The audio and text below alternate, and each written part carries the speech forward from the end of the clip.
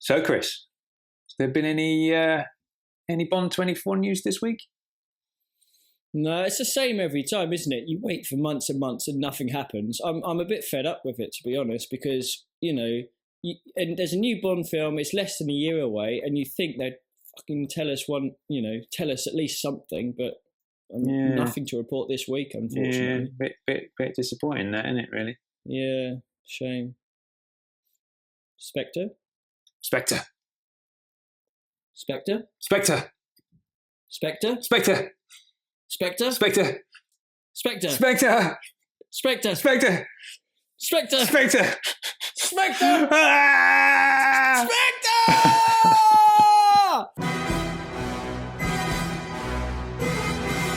Who are you? My name's Bond. James Bond. Bond. James Bond. Bond, what do you think you're doing?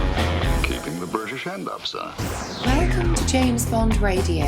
News, reviews, and discussion of all things 007. Pussy. As you can see, I have no problem with female authority. Oh, pipe down, 007. Do you expect me to talk? No, Mr. Bond, I expect you to die.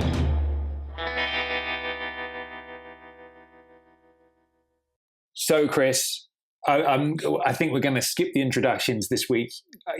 Where do we even begin? I don't know where do we start? Where do we start? I just don't know. Well, too much. First of all, I suppose we should talk about how we did the group viewing yesterday on jamesbondradio.com. We had the live feed on the website. We had the comment section below, so everyone was kind of updating and commenting in real time as we went through. I must admit, I think that's been my favourite Bond reveal in my life, having that sense of community around it. We're all in it together. I know some of the listeners in the States got up at like 3 and 4 o'clock in the morning to watch it. Here I was in Thailand. For me, it was like 6 in the evening. For you lot back in the UK, it was 11 in the morning. And it was all of us coming together at once to experience something amazing. It was so good. And pretty much all of the UK population was at work. And I'm sure every single Bond fan was sort of out of work at that particular moment, like listening and watching it on the internet or TV or whatever. And it was just fantastic. Yeah. And I don't know. I mean, we started off with 4.5 hours and counting, and that took, that kept you busy for a while. Yeah, that was my job. I couldn't focus on anything. I was just literally every 15 minutes. I'd be like 3 hours, 45 minutes and counting. I'm posting that on Facebook. And weirdly, that did help time go faster, actually. It was like, shit, an hour's gone. There's only 3 hours left. And I just carried on doing that until the launch broadcast. I hope you were sort of saying it out loud to everyone in your resort in Thailand. Of course I was. Of course it was. And the weirdest thing is afterwards, I'm literally sitting in here going apeshit at the screen, going crazy, and I thought, right, I've got to go and eat something. So I went out to the restaurant, and it's like nothing happened. There I am sitting at my table, like just vibrating with excitement, and everybody else is just milling around like nothing has happened. And I'm like, what's wrong with you people? Yeah. Well, that's why you're there. Do some meditation, just in case. Indeed. So what were your initial thoughts? I mean, for me, I've wanted Spectre and Blofeld back all my life. Ever since I was a kid, I've always wanted it back. And we've always been told, oh, it can never happen. It can never happen. Legal issues, blah, blah, blah. And here we are. It is back in a big, big way. What were your thoughts? How did you feel? Well, I mean, my heart rate, I could actually feel my heart rate like racing. It was in my chest. I could, if you've done a big race or if you get excited about something or if you're on a date with a hot girl, you can feel the heart going. And it was exactly like that. It was just like boom, boom, boom, boom, boom. And it was so good. And like you said, all Bond fans have wanted to see Blofeld. We've wanted to see Spectre back again. And, we had not an idea that was definitely going to happen, but, we had sort of rumours about potential things. The fact is that, about a year ago, they got the rights back. And that was the big sort of, okay, this is now could be a reality. Yeah. And you think, well, they wouldn't, why not do it now? If they had that chance and left it for, say, 3 or 4 films time or whatever, there's no better time to do that than now, basically. Yeah, do you know what? We've got Daniel on his last 2 films, and I think it's going to be awesome. I mean, I said in the last podcast episode, I was like, I want Spectre to come back so much, but I doubted it would happen because I was like, would they bring him in at this point? We've got 2 more films with Daniel. Would they perhaps save that until the next dude comes along and all that kind of stuff? But then in hindsight, looking at it now, they are doing it. I suppose the way they must have looked at that is that, okay, we've had Skyfall, most successful Bond film of all time. We have to like step it up a gear from that section, from that section of Daniel's Bond. How do we do that? And like, that is the only way to do that, is to bring back Spectre, isn't it? There's nothing, I don't think there's anything else they could have followed, because Skyfall was such a huge success. How could they possibly follow that with something that's perhaps even bigger?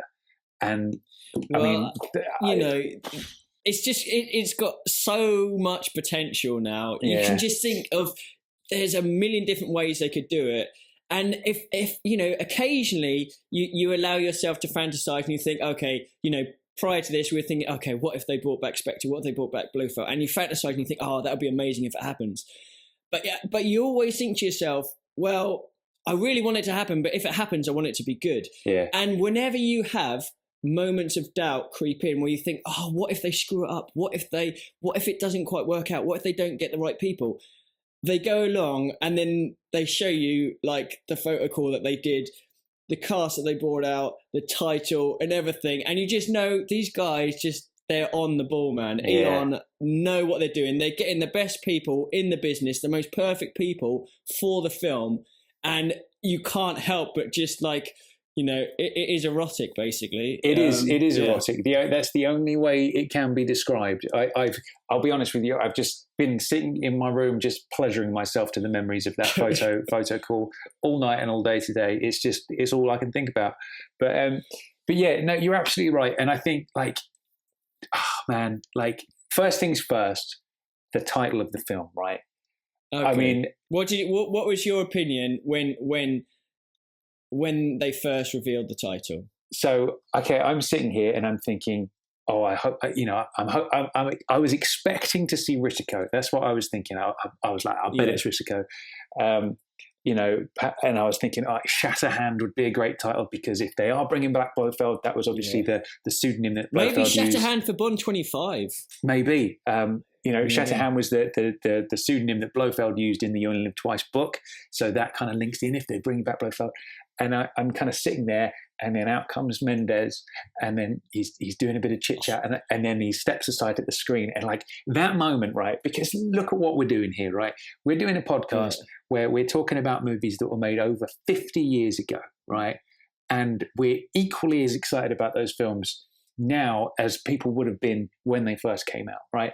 So the title of a new Bond is like, it's such a big deal, because 50 years from now, they're going to be talking about Bond 24 in the same way that we are. In fact, we'll probably still be doing our podcast in 50 years, talking about it and looking back and being old men and remembering it. So that it's such a big deal. And there was just that moment where the screen went black, and I was like, man, in 2 seconds, I know what it's going to be called. And here it is. I'm like, this is it. This is the moment. And what I did was I actually recorded my reactions on my phone. I thought, I'm just going to press record on my phone during that whole broadcast, and just so I've got a record of that. So I suppose what I should really do is just kind of play that for you, because there's no words I can use that will get across my feelings on the matter more than just listening to how I felt at the time. So just to clarify, this is just audio, so there's no visual, so we don't want to see you pleasuring yourself. That's it is right. Just the audio. I thought I would save our listeners and viewers that kind of shock. Right. I thought I would just stick with the audio, because me covered in head to toe in butter and being completely naked would probably not go down too well. So so here we go. Now it did go on for like 4 minutes, so I'm just gonna play the final minute, which is like the moment that it leads up to it. Okay, here it is. Here it comes. Now we've got a little bit about Fleming. Come on, guys. Come on. Oh, I hope it's a good title.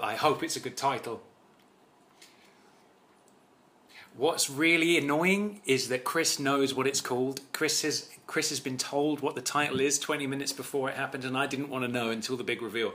So it's I'm sitting here knowing that he knows, and I don't know yet.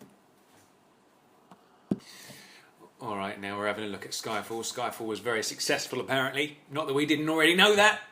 Come on.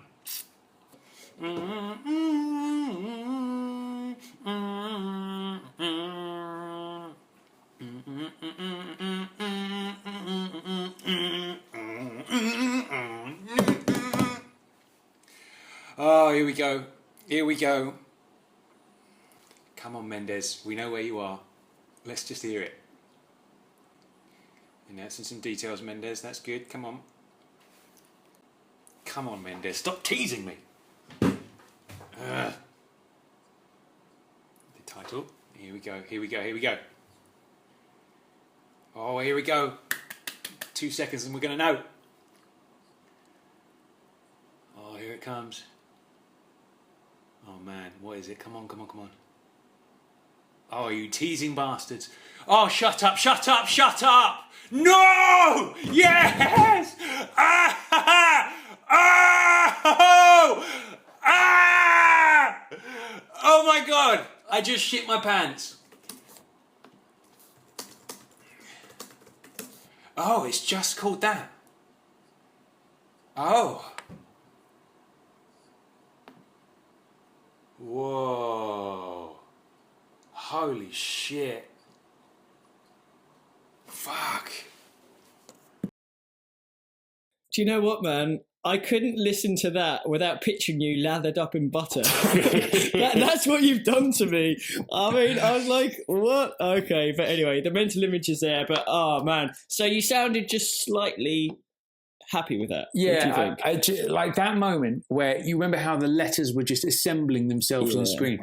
And there was just that moment where some of them would appear and it just started to come in the back of my mind that I was like, that looks like it could say Spectre, like that. It looks, and then more coming in, and I'm like, no. And then it completely finished and was like Spectre. And then that's where I just fucking lost it and was like, ah! Like that to me is the moment I've been waiting for my entire life when it comes to Bond, is seeing Spectre come back. And there it is on the screen. And man, I am so happy. I'm so happy. Like, part of me wonders, like, it's like Spectre, it's just like one word. And then, because what I imagined, because I lost it as soon as I saw Spectre, and I assumed there would be more words. Like, remember we were talking and we were saying, like, you know, the spectre of defeat is that quote from Thunderball. And I imagined it might be something like that, like a phrase with that would have been a rad title. That would have been a proper rad title. It is just kind of a shame we can talk about that in a minute. It's a shame they didn't kind of build perhaps on that. I know one or two of our JBR listeners were initially not so keen on the one-word title. Yeah. But then conversely to that, it's telling you exactly what it is. It's like, we don't, this is what it's going to be. This is how, it's going to be hard-hitting. This is it, man. It's back. And that's the other way that they've played it. But so I mean, looking at that, so I had that moment where I was expecting more words, and then it was a shock of like, oh fuck, it's just called Spectre. That's it. That's just the title. And then I think about it, and the more I think about it, the more I think that was a great move, because it's like, okay, Spectre. Well, I suppose it's up for grabs, but Spectre is a Fleming thing, isn't it? Obviously there's from our Fleming McClory. Obviously there's a bit of a grey area going on, which if you haven't listened to our Battle for Bond episode, you'll understand what that means. But that is like it's one word. It tells us everything we need to know about this film, and there it is. You know what I mean? In one word. And man, I don't think I've ever been more excited about Bond than I am after that title reveal, because I've wanted it for so long. I think it was definitely like the feeling that you're in a room with 100 other people or something, when we're all sort of within like every 2 seconds someone was messaging, what's going to be, and it was a real cool build up. I think next time for Bond 25, if we can, we'll get everyone together in a like, I don't know, we'll have a good drinks get together. Yeah. We'll have a massive screen and we'll just play it and get everyone excited. What do you reckon? Yeah, no, that definitely sounds good. I like the sound of that completely. But I'll have to put a little shout out to Babs as well, because I thought she looked rather ravishing, and yeah, it was good to see her. It was quite funny actually. Did you see when Sam Mendes came on with her, he did the chit chat, they moved to the side, and just before the title reveal, she went to say to him, "Oh, I'm glad you're the one that's speaking," but his mic was still on. And she was like, "Oh, I'm glad," and then she looked sort of embarrassed and looked away. That was quite funny, I thought. But good on Babs. Good old Babs. You know, one day. Absolutely. Yeah. Not even old, good young Babs. Good young Babs. Now, I suppose we should say, like, before we go any further, if you're of the opinion where you want to avoid everything about Spectre before it comes out, I would advise you just to not even listen to this episode and turn it off now, because what we're going to do is we're going to talk about the rumours, we're going to talk about what we know, what we don't know. There's going to be a whole lot of speculation about what might be happening and all that kind of stuff. So if you're trying to avoid potential spoilers, and I mean, look, we don't know anything at this point, but the rumours that are coming out may be true, they may not, and we're going to be discussing all of them. So if you don't want to hear that, then I would suggest just turn the episode off, because there's no way we can control ourselves in this episode, man. It's got to all come out. Definitely not. I had a little chat with someone yesterday, and I was saying to myself, you know, it's a strange position now, because we want to find out, you know, we're doing the podcast, we want to get information, but part of me still wants to see Spectre on screen and like not know what's going to happen. And obviously we've heard a few things already, and speculation I think is fine. Knowing the cast is fine, the locations and everything like that.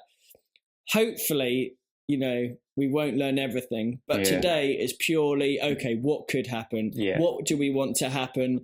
What would be amazing if it happens? And let's see. And I think that's the main point for today, is just get across how fucking good this film could be. Yeah, completely. So there's your warning. If you don't want us to offend your ears with our speculations and rumour discussion, then just turn it off, because there's no way we could possibly label each section with, "Oh, here comes a spoiler warning," because it's just going to all spew out of our mouths in one like cacophony of potential spoilerage. So there it is. But like I say, we don't know any facts. All we're talking is rumours at this point. So whatever we say may or may not come true. So without further ado, I'm going to talk about the first one that's come in recently since the announcement, which if this one is true, then I remember mentioning last time that I was going to double shit my pants in excitement if Blofeld's coming back. If this one is true, then it's going to be a quadruple. It's a triple shitter, is it? Yeah, a quadruple shitter. It's doubling up, man. There's no. Now the word on the street in a Danish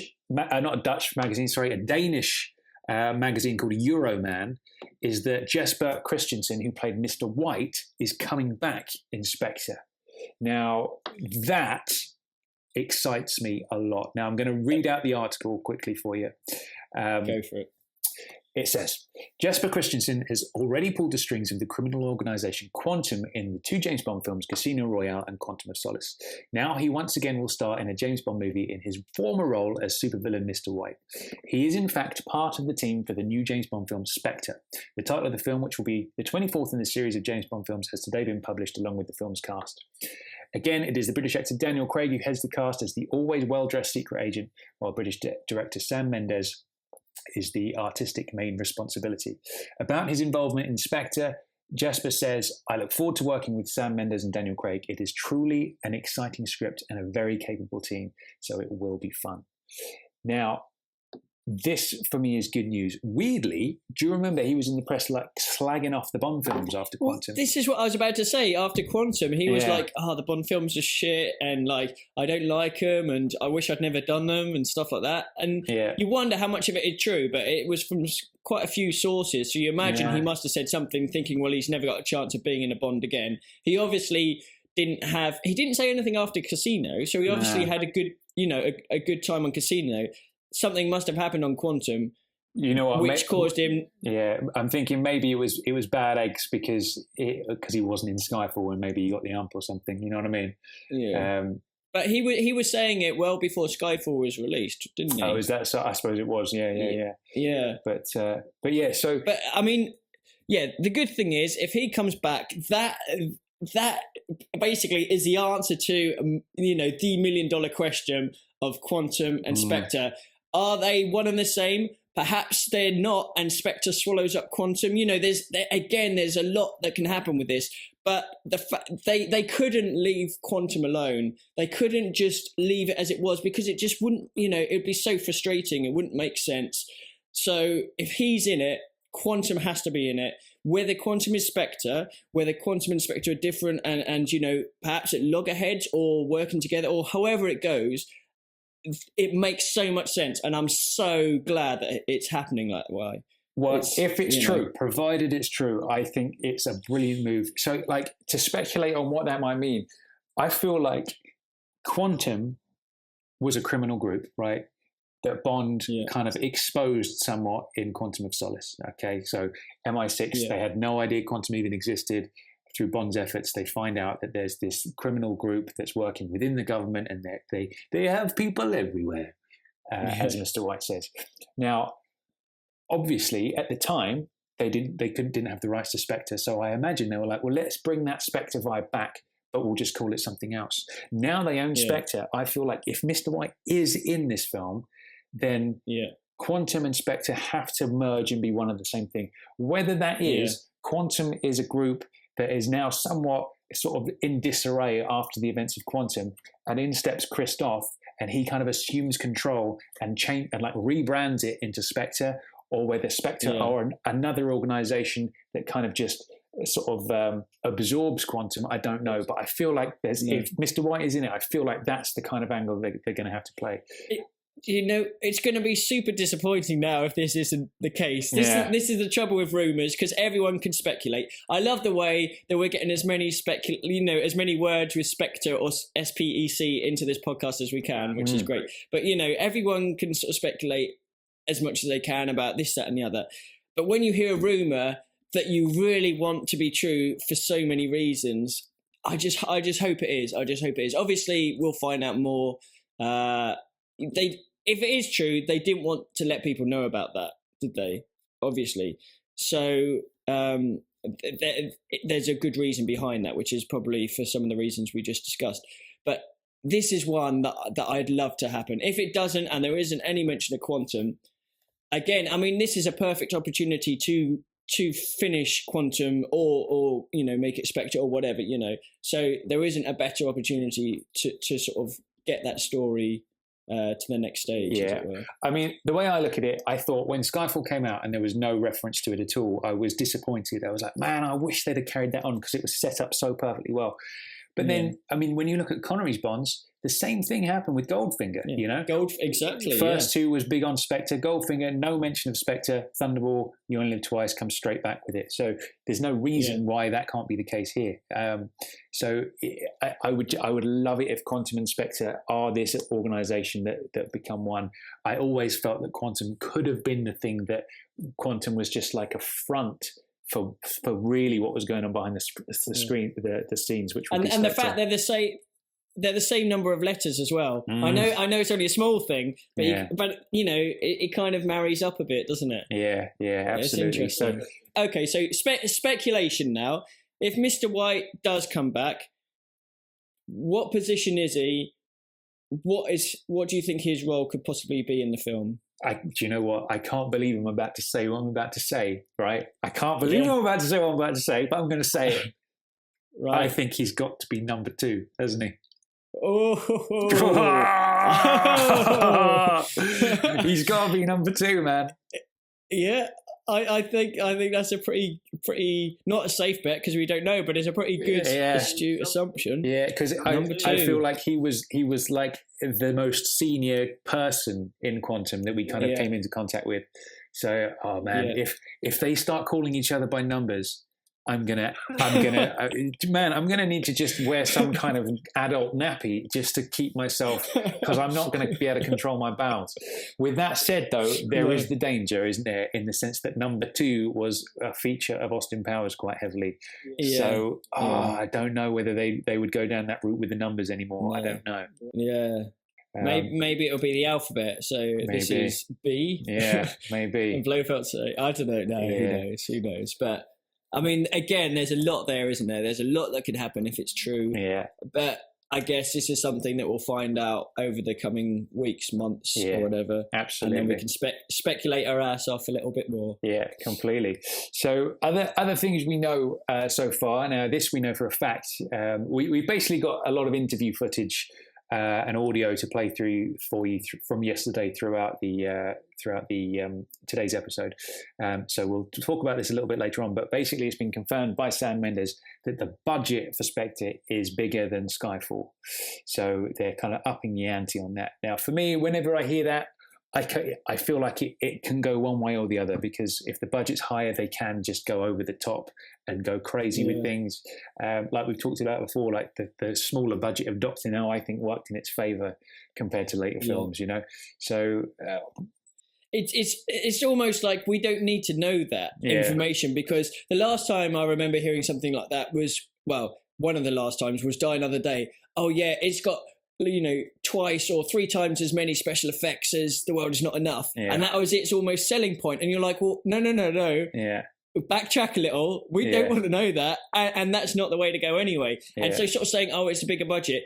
If they're just saying it as a matter of fact, oh, it's a bigger budget, obviously costs have gone up and what have you, then that's fine. Yeah. If they're trying to use that as a selling point, that doesn't work on me, because it isn't about the budget. It's about the quality of the script, the quality of the cast, and obviously filmmaking and everything like that. So I think it's probably just to let people know, rather than, oh yeah, you better go and see it because it's bigger budget. I don't think it's that. No, okay. I'm hoping so, because I truly feel bigger budget does not mean better quality. You know, in fact, it can be the total opposite of that in some cases. Now, one of the other interesting points is the song, the theme song artist has already been chosen. So they know who it is, but they're not going to reveal who it is.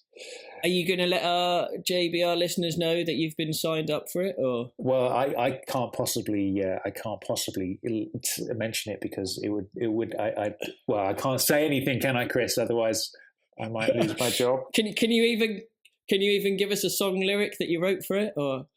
Ooh, Spectre, yeah.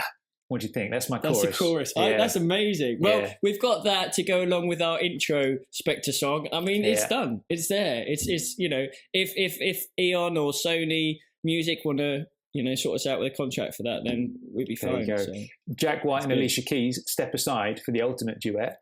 There you go. Just on that line, actually, we did put it on the Facebook page. Okay, we started mentioning about the sort of title, the sort of theme song, and a few people were sort of saying, well, hang on a minute, Spectre, it's a bit of a strange word. How could you get that into some song lyrics? So we've had a couple that have come in, which I'll just read out. Okay. The first one was one of my own, which I have to give my sort of thanks to you for bringing the sort of title into it. But my one was, anyone he faces, he will beat. Fear not the spectre of defeat. Which it's a nice little line, I think, but maybe not sung like that. But I think I might just say this. That was like the Anthony Newley version of Goldfinger. What you just brought out. That's what I was channeling. Obviously, I had that. Anyway, so on to William Toastman. He had a nice little lyric here. His was, he thought he saw a spectre at your shoulder, and now it's back, but 007 times bolder. Ooh. What do you think of that? Yeah, that's nice. Because obviously in Thunderball as well, he says the spectre of show. What did he say? The spectre of defeat at your shoulder. I thought I saw a spectre at your shoulder. Yeah, so that's nice. I like that little bit. We've also had a couple more. One from Steve Batchelor, whose lyric was, he'll love a woman and then reject her, but now he faces Spectre. Very nice. That's quite good. Yeah. I like that.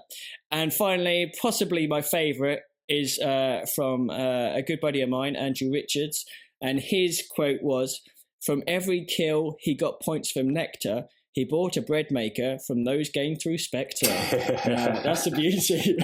I'm nice. sure that'll be in Bond 24 lyrics. Do you know what's weird? That I've just sort of realised. Go on. It's it's hard to almost speak of the film as Spectre because if you say Bond 24, you kind of know what you're referring to. Yeah. When you say when Spectre, immediately you're thinking organisation or whatever, as opposed to the film itself. So it's going to take a while to think Spectre's a film. Spectre's a film. When you talk about Spectre, I'm not talking about an organisation. I'm talking about Bond 24, basically. And that is a bit strange, isn't it? But I'm sure we'll get the hang of that at some point. For our non-UK listeners, with Andrew's little lyric there, basically in the supermarket Sainsbury's, you save Nectar points, which are like little bonuses you can spend on other purchases. So his song is basically about Bond shopping in Sainsbury's with his Nectar points, which I think is a nice little touch. I think he's done well there.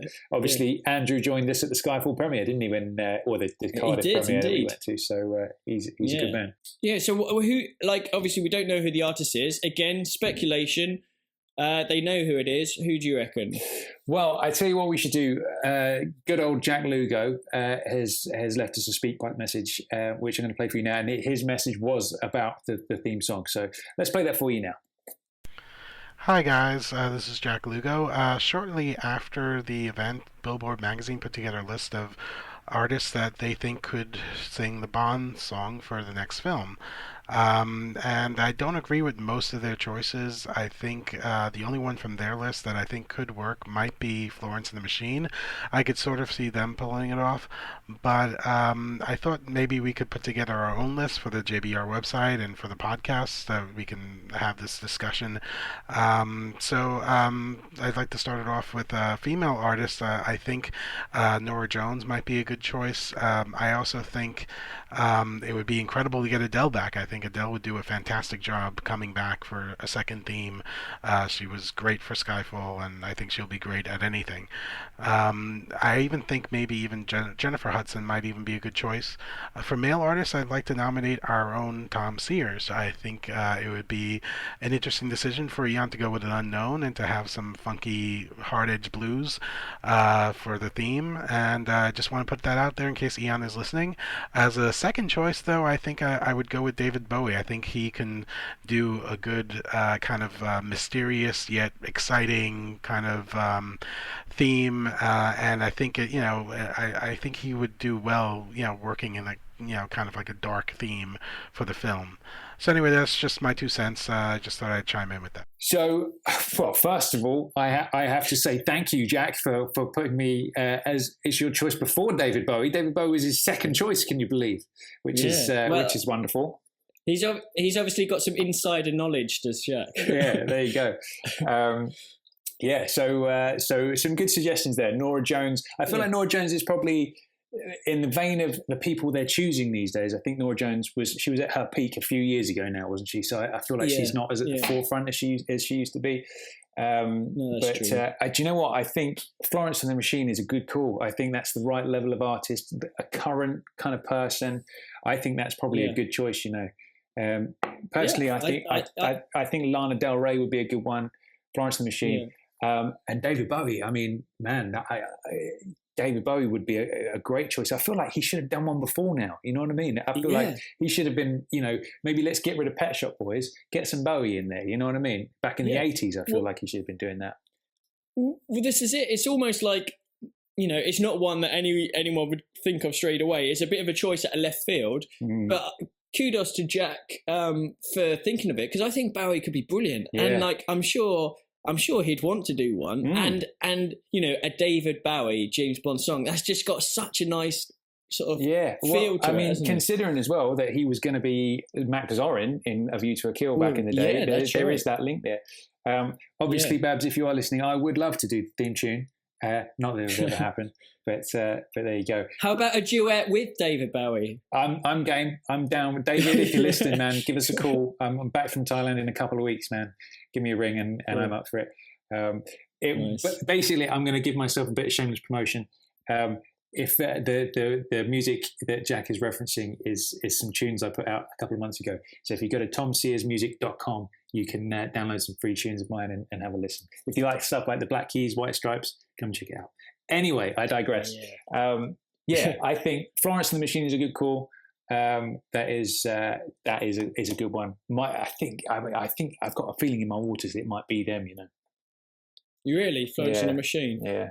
Because I know recently rumoured there was Lana Del Rey, which obviously you've mentioned, and Sam Smith, which I wasn't sure about. I mean, he's got a good voice, but yeah. So you reckon Florence and the Machine are probably the most likely so far? Yeah, I feel like.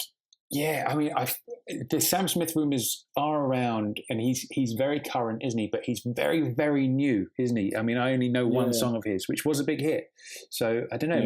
Maybe I feel like it's going to either be Lana Del Rey, Sam Smith, or Florence and the Machine. I think maybe one of those three is going to be the one to play out. Did we have any other suggestions from any of the other listeners? Jack's the only one to speak pipe it in, so that's the only ones I've personally come into touch with. But well, if anyone wants to, go on Facebook or the website and just send us ideas of who you think would be, the best to do the next Bond theme, then we'll mention that in the next podcast. Sounds good. So that's the theme song kind of discussion out of the way. Now, next up, did you notice how every single cast member that came out on that stage was introduced alongside their character name, apart from Christoph Waltz? He was the only one that was just introduced by his real name, and there was no character attached to it. Yeah. Now, why do you think that is? Now you can't make a film called Spectre that doesn't feature Ernst Stavro Blofeld. You can't. It just doesn't. It's not even possible, right? It has to have Blofeld in it. So whatever happens, we know Blofeld is going to be in this film, right? Now, Christoph Waltz is a big, big name, right? He is a big, big name, and you wouldn't have him in the film unless he was playing the main bad guy. You just wouldn't do it. There's no playing around. Obviously, he's been introduced as Oberhauser, Franz Oberhauser.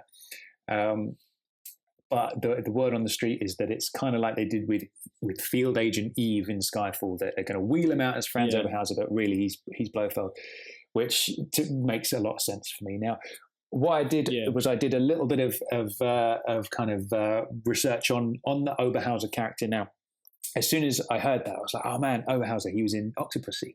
And basically, just to remind you guys, if you haven't read that story in a while, who Hans Oberhauser is. Now, Hans Oberhauser was Bond's ski instructor when he was a kid. So the consensus is that Waltz is playing Franz Oberhauser, who is the son of Hans. Now, Hans Oberhauser was a ski instructor and a mountain guide. Now, I'm going to come back to that in a minute, but basically I'm just going to kind of read the quick synopsis of the Octopussy book. So basically what happened was Hans Oberhauser at the end of the war was assassinated by Major Dexter Smythe. He was taken up into the hills, into the mountains of Austria, which makes a lot of sense with the locations we know they're using in Spectre. And Dexter Smythe shoots Oberhauser in the back of the head and leaves him for dead. And basically, his body is revealed years and years later when a glacier melts and his body is kind of discovered. And it's all kind of based around stolen Nazi gold. Dexter Smythe basically stole some gold. I can't remember whether it was Oberhauser's gold or whether he kind of knew that he'd stolen the gold. Can't remember the link there. But basically the idea is Dexter Smythe kind of retires to Jamaica with that gold and uses it to kind of fund his luxurious lifestyle. And the story is Bond goes to Jamaica to confront Dexter Smythe and basically gives him the opportunity to either come in or basically commit suicide so he doesn't have to face justice back home. So that is the story of Hans Oberhauser. Now, what do you think about that? Well, it also links to the film Octopussy, because in that film, Octopussy's father is Major Dexter Smythe. When she's speaking to Bond, she's, Roger Moore, when he's speaking to her, she mentions that his Bond went to see her dad, went to see Major Dexter Smythe, and gave him that alternative. Mm-hmm. So if that Oberhauser link is played, first of all, I think that's brilliant because it's a link back to a Bond film, and I love to see little links. Majesty's to License to Kill to Fiore's Only. That little link there. But I like to see sort of stuff like this. So if that's part of it, I think that's brilliant. Yeah, but there's. Sorry, go on. No, I think for me, with things like that, I think there's a way to play them. And I love that comment in License to Kill where Felix says to Della, he says, he was married once and all that kind of stuff because he's a bit off with him and stuff after the wedding. I love those kind of callbacks. Like the things I don't like, which I've mentioned before, is like rehashing old stuff, like the whole covered in oil on the bed in Quantum and all that kind of stuff. Yeah. But like actual callbacks to plot points like that, I think is great, and I welcome that with open arms.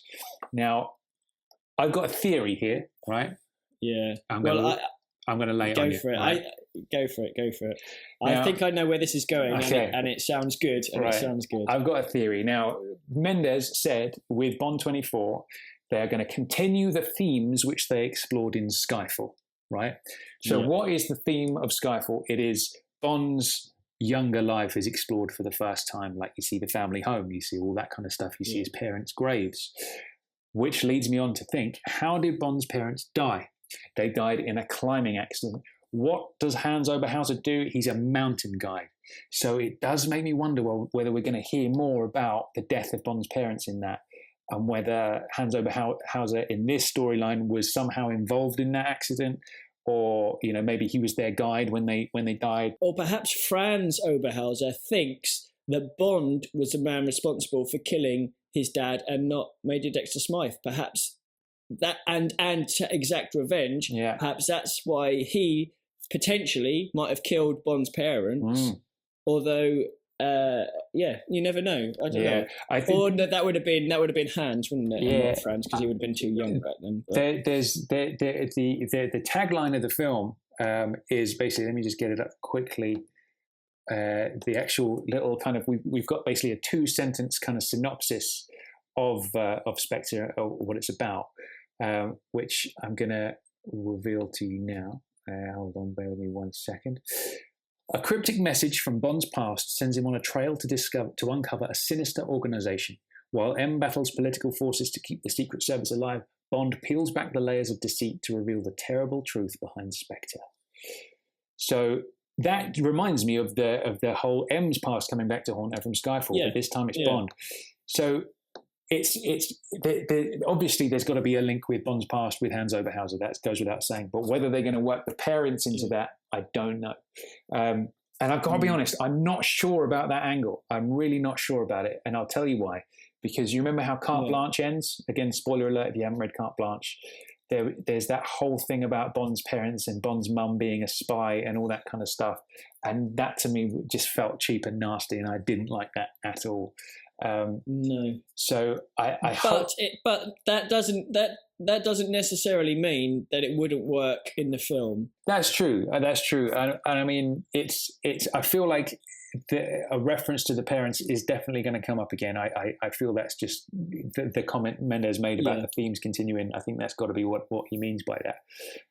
But quite how that works into it, I don't know. And I'm just speculating the whole parents and Hans Oberhauser, because from the Fleming timeline, Hans just taught Bond to ski, and that was that. So, but the fact that he's the mountain climber, I mean, there's got to be, that's definitely some sort of link. So is Franz a mountain climber as well, or is it just his dad, Hans? Because they Franz and Hans. It's I don't know. I mean, obviously we've got the location of Austria confirmed. We know that's in the bag. So there it is. So in which case, if Hans Oberhauser taught Bond to ski, the likelihood is that Franz Oberhauser was there at the same time. If that's his son, then the likelihood is that Bond learned to ski at the same time as Franz, or they were skiing together. So it could be potentially that it's one of Bond's buddies from when he's like a teenager or something. They could have been best pals, skiing the slopes and stuff like this. Yeah. But then perhaps something happened, or maybe when he first meets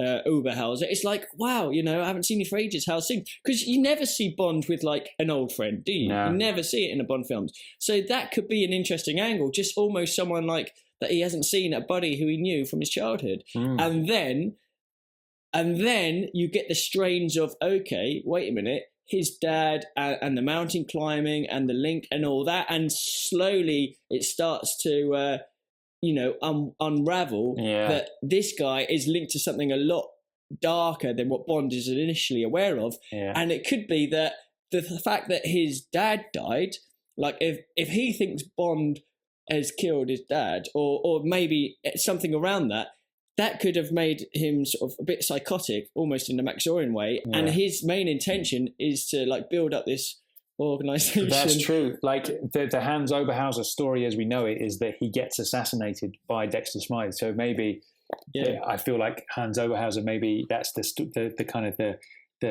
thing they're going with in this film, and maybe Franz gets it into his head that James had something to do with it. I don't know. We're just totally speculating, but it's ripe. It's ripe for a million fan theories. This, isn't it? I tell you what, I am happy with though, man. The fact that Hans Oberhauser is like a link to proper old school Fleming, and it's included in this film. That to me is always a good sign. I'm really happy with that.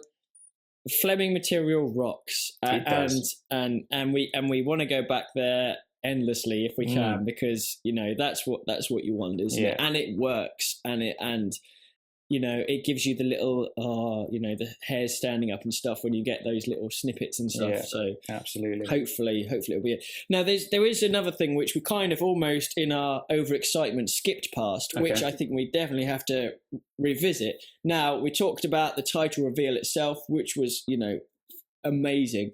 What did you think of the logo? So the titles come up, we see an Spectre, we hear a gunshot, and we see something. What do we see? Now, I missed this the first time I saw it, and then I saw somebody mention it in the comments. I can't remember who it was. And then when I went back to watch it immediately again afterwards, I was like, oh, that is proper genius. I've just got chills down my spine again, just even thinking about it.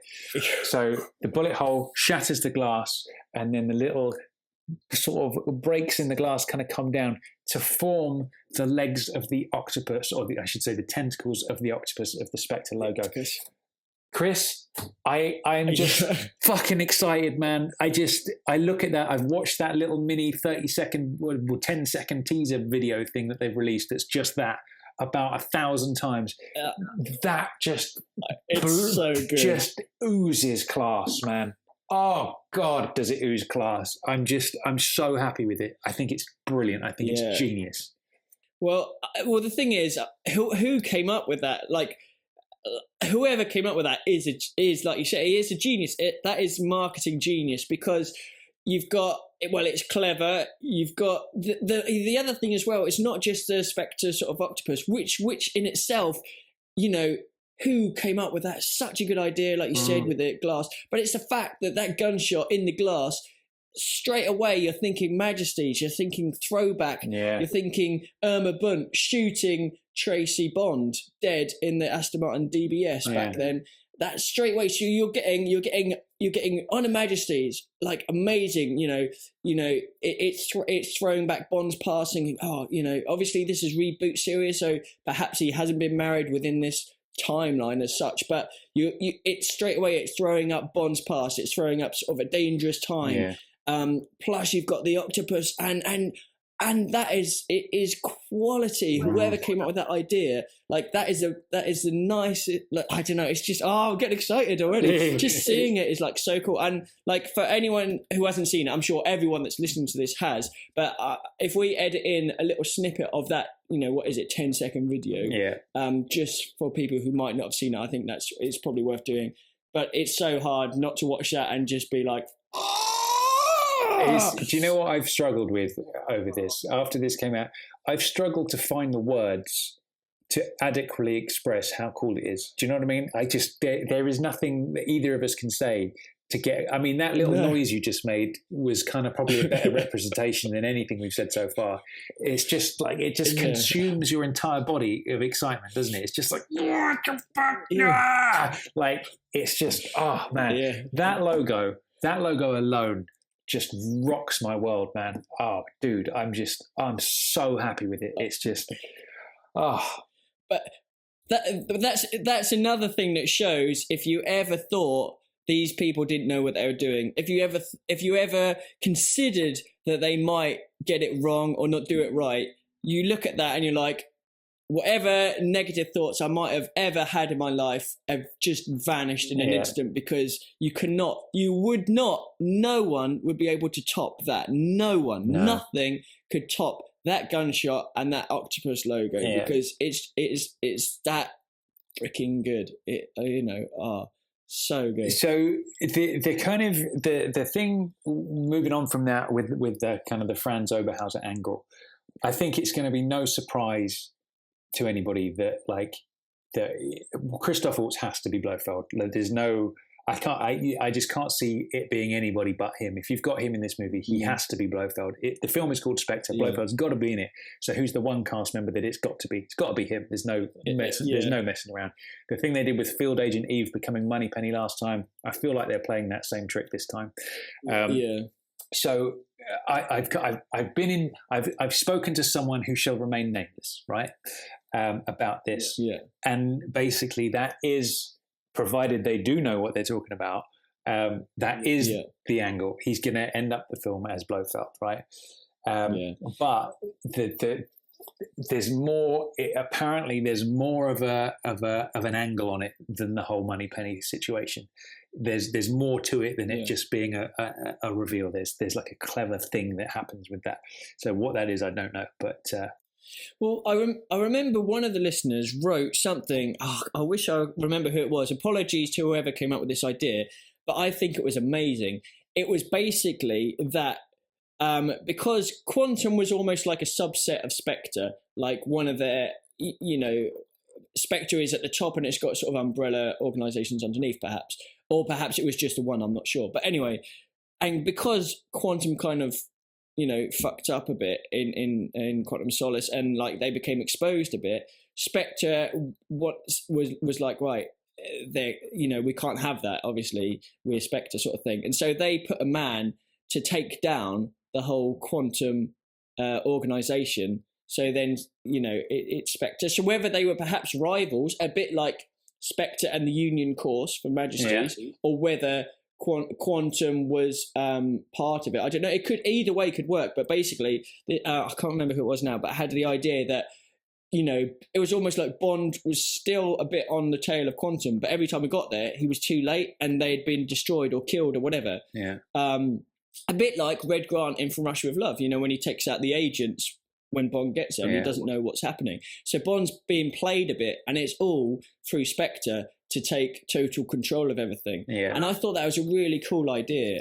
Obviously, who knows if that will happen, but no matter what happens, you want something like that. You want some sort of clever angle. You want a bit of a throwback to, like the Oberhauser sort of story, like we said, the skiing or the childhood. But you also want something clever, just that gives it that extra something. Absolutely. Which I'm sure they'll do because they're brilliant, and I'm sure that is the case. So the way I look at that is it could be one of two things. It could be that Quantum was like a subsidiary of Spectre all along.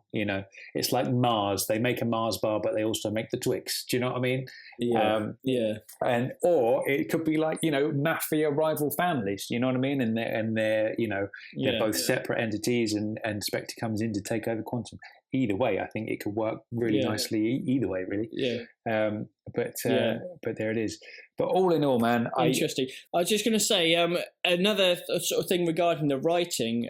One of our listeners, Jack Lugo, mentioned that he thought Purvis and Wade came back to do the polish on Spectre. I'm going to try and call it Spectre, and I'm going to try not to call it Bond 24. Okay, so they came back to do the polish on Spectre. And then was it Jez Butterworth? I think it was, who did the final polish. But anyway, he thought that Purvis and Wade came back to do the polish so Logan could crack on with Bond 25. So there were the rumours that it might be a back-to-back. It might, and then they sort of said, no, that's not happening. But if Purvis and Wade came to do that, so Logan could crack on with Bond 25, and the whole Spectre thing, the whole potentially Blofeld thing, is not a one film story. That it's got to be. I mean, I'd love it if it does happen. It's got to be more. I'd love it even if it's more than the two. So you've got the next two Daniel Craigs. We know Spectre's around. If Spectre almost is finished in Bond 25, a bit of me was like, that's a bit of a shame. So obviously you want massive things to happen in Bond 24. Sorry, in Spectre and Bond 25. You want big things to happen, and I hope Spectre, he defeats them, but they're still there, sort of thing. So yeah, I feel exactly the same about that, and that's why I doubted Christoph Waltz, because not his abilities, doubted his casting, because. I thought to myself, like, if you bring back Blofeld, he can't just appear in the one film. It's too big of a deal to just be the one film. He has to come back for more than one. And if I feel like what they're shooting for is a Sam Mendes trilogy. Like, he'll do this one, and then he'll come back to do the next one. Daniel bows out, next guy takes over. So it's like, how do they play that? Because I would want Blofeld. I kind of want Blofeld to never really be caught, like not for a long, long time. Do you know what I mean? Yeah. Like, 10 movies into the future, they might finally get him, like that's how I feel about that. But Christoph Waltz is too big to just keep playing that character over and over. So I don't know how they're going to play that. I really don't. I feel, I hopefully, my hope is Bond 25, Bond deals Spectre a huge blow, but they still don't get Blofeld.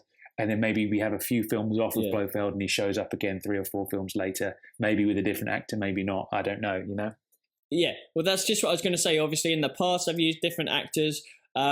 Perhaps he can do A Diamonds Are Forever and get plastic surgery and become a new actor. Yeah. But the actual character hopefully will survive beyond 25, whether it's with Christoph Waltz or whatever, we don't know. I mean, we still officially don't know that Christoph Waltz is Blofeld, but the likelihood is that it's going to be, isn't it? And I think everyone's pretty much down with that. Now, with Spectre, I think the way that they can do that with the whole Blofeld thing is that even though we kind of know he will be Blofeld, I think, is that they play the Oberhauser character theme pretty much throughout the film. So, like, if it is, for instance, Bond's buddy from back in the day, initially you think he's an ally, and you slowly learn that this dark, dodgy stuff is happening in the background. And I think we kind of mentioned this before, and it's not until the very end of the film where you don't see the whole of Christoph Waltz. Say you see from the shoulders down, and he's about to board about to board a train or an airplane, I don't know, something, and he's got a little white cat or something, just something that gives you that hint that he is Blofeld.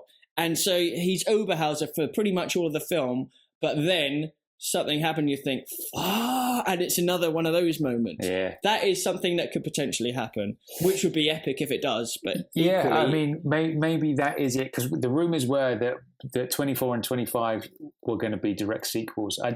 Whether they were going to be filmed back to back or not, I don't know whether that was the rumour. I think it was just basically they were going to be direct sequels links to one another, direct links. Yeah. So maybe if that Logan theory is true, that he's currently scribbling away on Bond 25 right now, then maybe that's the case. And maybe that is it. Maybe he is Franz Oberhauser for the majority, if not all of this film, and the Blofeld reveal doesn't happen until the next film. Maybe we just don't know. I think they'll have to give you a little something at the end of the film, just that thing to make you go, when's Bond 25 coming out? Yeah. If they go for that angle, I think they'll have to give you that little something. Yeah. Do you know what?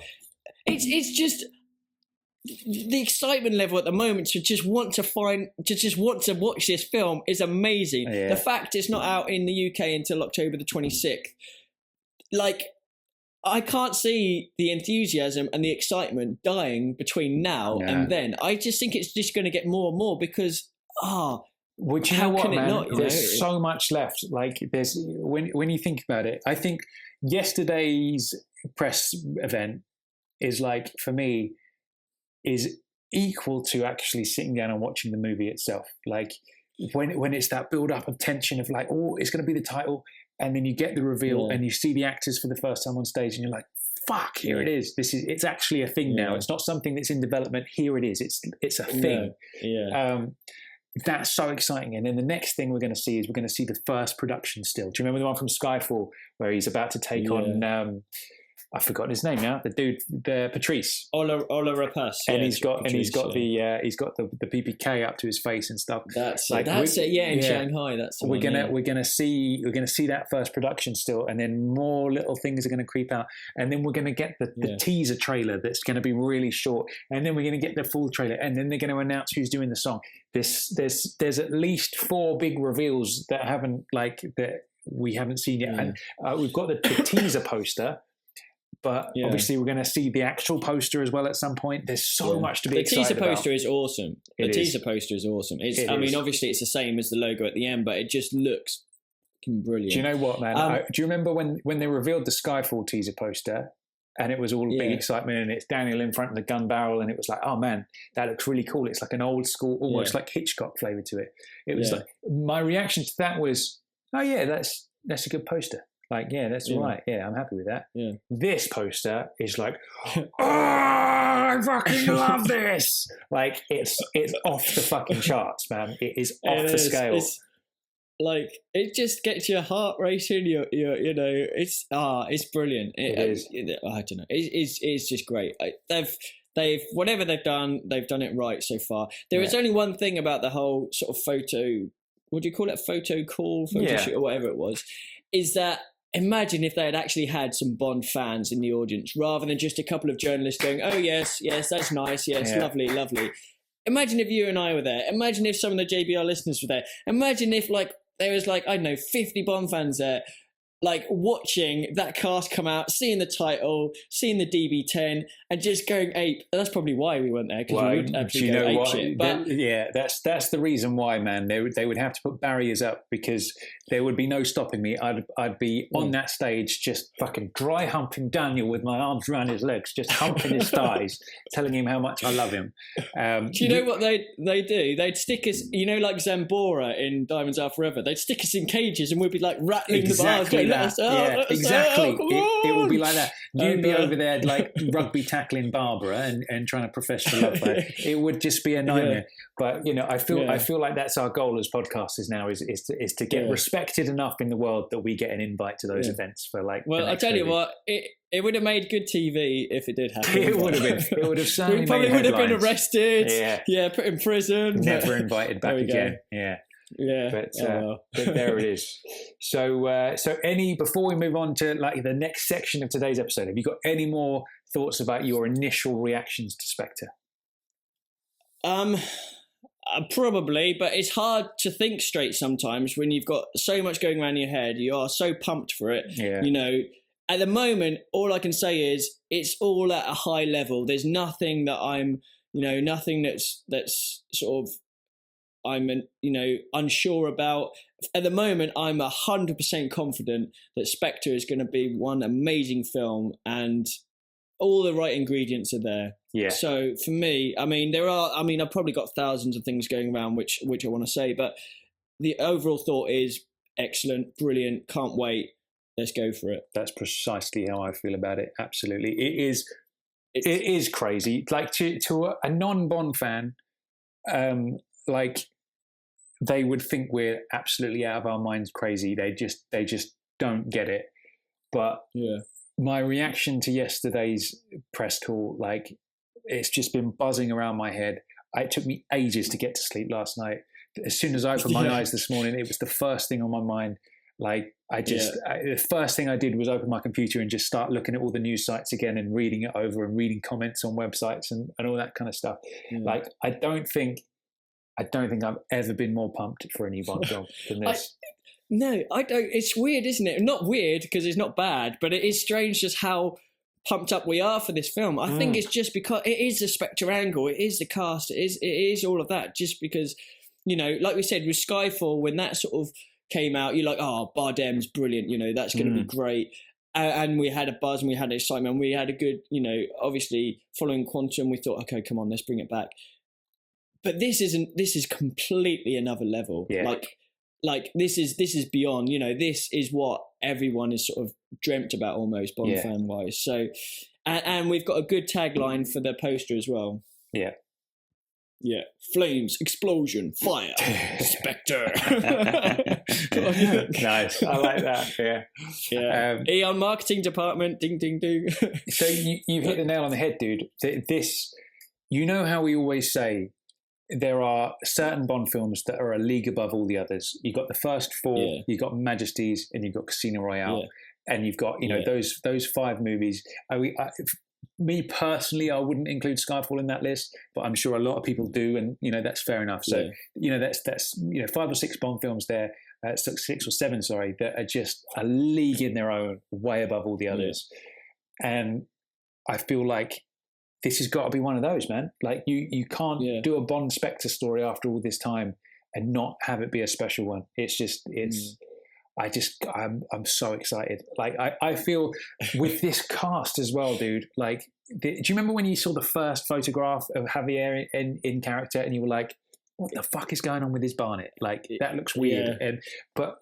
When you listen to Christoph Waltz talking, I'm like, dude, this is just an inspired choice. Like he's going to be like, I feel like he's going to be one of the greatest villains of the whole series, man. He's just that good. Yeah. Like when you watch him in Inglourious Bastards, what he did with that character, and he turned an horrible, nasty, murderous Nazi bastard into somebody who was quite likable in a weird way. Yeah. And but equally deadly, in that scene where he's kind of strangling the girl and stuff. Like, he's going to be fucking amazing, and I cannot wait. I just can't wait. If I could get cryogenically frozen for the next 11 months and just wake up and have Spectre out, I think I would probably do it, because I don't know how I'm going to focus on normal life in that time. It's going to be tricky. It's going to be tricky, without a doubt. But I mean, probably one of the best actors around at the moment, and you just know he's going to do a bang up job, without a doubt. So, I mean, I don't know whether we want to talk about this now. In fact, I think it will come to it. But how is he going to be portrayed, Blofeld? How is he going to look? Obviously, if he's not Blofeld until the end of the film, perhaps he's Oberhauser and he's just in your usual, normal clothing, so to speak. Yeah. But it's interesting what potential take they could have. Does he have hair at the start? Maybe he loses it by the end of the film. Does he have any? Obviously, they're not going to do the Nehru jacket, the scar on the face, the bald in the head, and the white cat all at once. They might have one of those to a certain thing, maybe at the end of the film. But how is he going to be? Is he going to be like your normal looking everyday man? Who's just an evil. Point. Who's just a scheming, evil bastard. Like we said in previous podcasts, he has to be, I think, one of the most intelligent guys in the world. Yeah. Blofeld. He has to be. Like his intellect must be off the chart, which I'm sure is how the character's going to be. But that mixed with a hidden rage, which comes out when it needs to, and he's a perfect actor to sort of portray that. I think it's you're absolutely right. I think there was something in the press recently about Daniel saying about how Austin Powers had just basically fucked the Bond series on that angle, and I feel like it's got to be a completely different imagining. I don't feel Blofeld has to be bald, in like the earlier films when you just see him like from the neck down and all that kind of stuff. Like I feel Donald and Telly were the only bald Blofelds, obviously apart from the little bit in For Your Eyes Only at the beginning. But like I feel he doesn't have to look like that at all. No. It's. I mean, he won't look like that. He just won't look like that. There's no way he won't. Part of me thinks they won't even do the pussycat route either. I feel like maybe there'll be some kind of little in joke about that, but I don't think. My gut feeling is we're not going to see Christoph sitting there with a white pussycat. No, I just don't think that's going to happen. I don't think so. They, without a doubt, they will throw something in, like the title that we've seen, Spectre with a gunshot, Majesties with the octopus. They'll have something along those lines for that character. They'll have to, and it'll be clever and it'll work. As to what it is, who knows? But they're not going to go all out Dr. Evil style sort of thing. It just won't happen. But So. What we're going to do, there we go. We're going for over an hour already, and there's still plenty more to talk about. So the kind of the format of today's episode. Now we've got our initial thoughts out of the way. is we're going to basically go through. We've got some interview footage from each of the cast members, which we're going to play for you and discuss in a second. And then we've had a few listener SpeakPipe voicemail messages come through as well. So we're going to hear from a bunch of you listeners as well, and your thoughts. So that kind of makes up the bulk of today's episode. But before we do that, it's going to be trivia question time. Some Bond trivia. So would you like to do the honours and go first this week, Chris? I would love to do the honours. Okay, so my Bond trivia question for today is rather apt. And it is, in which James Bond films is the name Spectre heard? It's a good question. I like it. Good one, and very apt, as you say. My question is going to be one for the purists. And also relates to the film Spectre, obviously. And my question is in the book Octopussy, where Hans Oberhauser appears, the guy who kills him is Major Dexter Smythe. How does Major Dexter Smythe meet his end? How does he die, basically? Good one. So there we go. Now, one thing we will mention is that obviously we all watched the announcement live over on JamesBondRadio.com yesterday, all in a group setting, and there was I think 240 comments we had in the end of people chatting back and forth. And also I've posted a post that's basically the news roundup of Bond 24 so far. So we've got photos from the call yesterday. There's a great bit of Spectre desktop wallpaper for your computer. That's basically the poster from the film, and some thoughts as well on what we could possibly see. Nice. So head on over to JamesBondRadio.com and check that out. And join in the conversation. Also, as you can imagine, Facebook and Twitter went apeshit yesterday. So come and join us on Facebook. Just put James Bond Radio into the search, or go do @James Bond Radio over on Twitter. Come and follow us. Come and like our page. Come and join in the chit chat, because especially on Facebook, we've got a really cool community going on now where people are chatting back and forth every day. Every day, there's like conversations, and you're like straight away. And it's not just one or two. We've got like, and it's good in-depth stuff, and it's fun stuff, and I just love it. I really do love it. Absolutely. It's great. You and I are both on there every single day posting.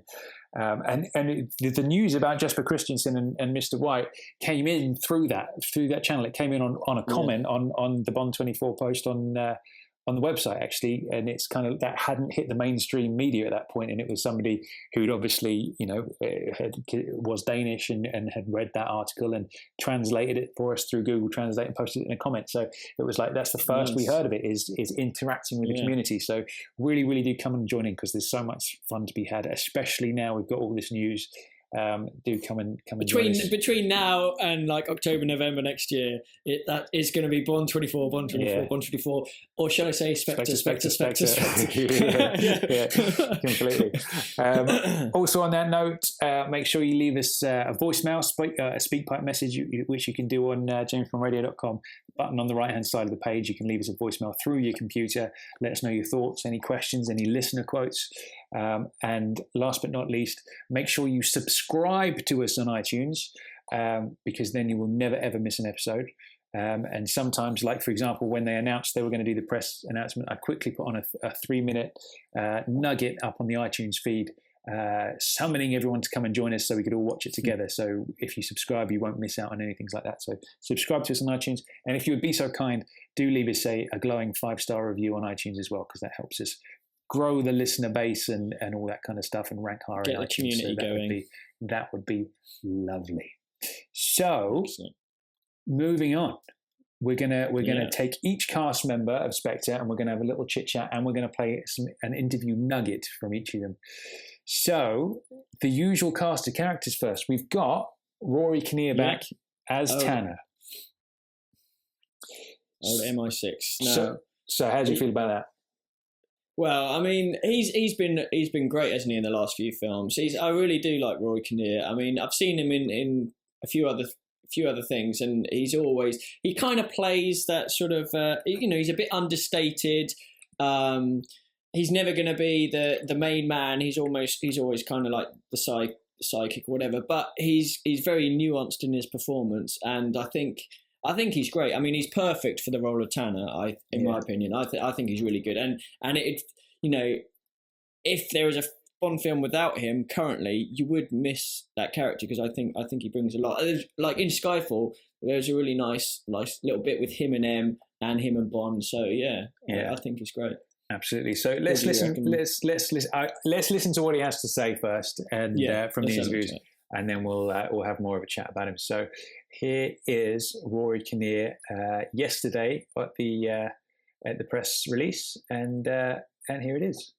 Always enjoyable and exciting to be on something that people have so much interest in, and you sort of forget in some points, particularly when you're working on the script and rehearsing, and in many ways it's like any other job that you're trying to flesh out a character from the words on the page, and then you're reminded that people are interested, and it's great that there is always and already an audience there.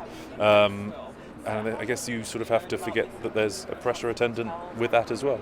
And what Sam is brilliant at is creating a set in which that pressure entirely evaporates and you're just allowed to get on with your job, which is acting. I guess it's the thing that that particularly the last one did so well, which is that there is a history, there is an expectation, there are people know what a Bond film should be in their minds, but at the same time you have to play and in some ways undo people's expectations and try and move it forward, and that's what Skyfall did so well, that it looked back with fondness and with reverence, but at the same time it was irreverent enough in terms of looking towards the future, because at their heart these are films about British espionage and international diplomacy and politics, and those things are constantly changing, and these films need to reflect that. So there we have it. From the mouth of Rory Kinnear. Not really a lot to say there, just the usual kind of press sound bites of, everybody loves Bond and, trying to move things forward and all that kind of stuff.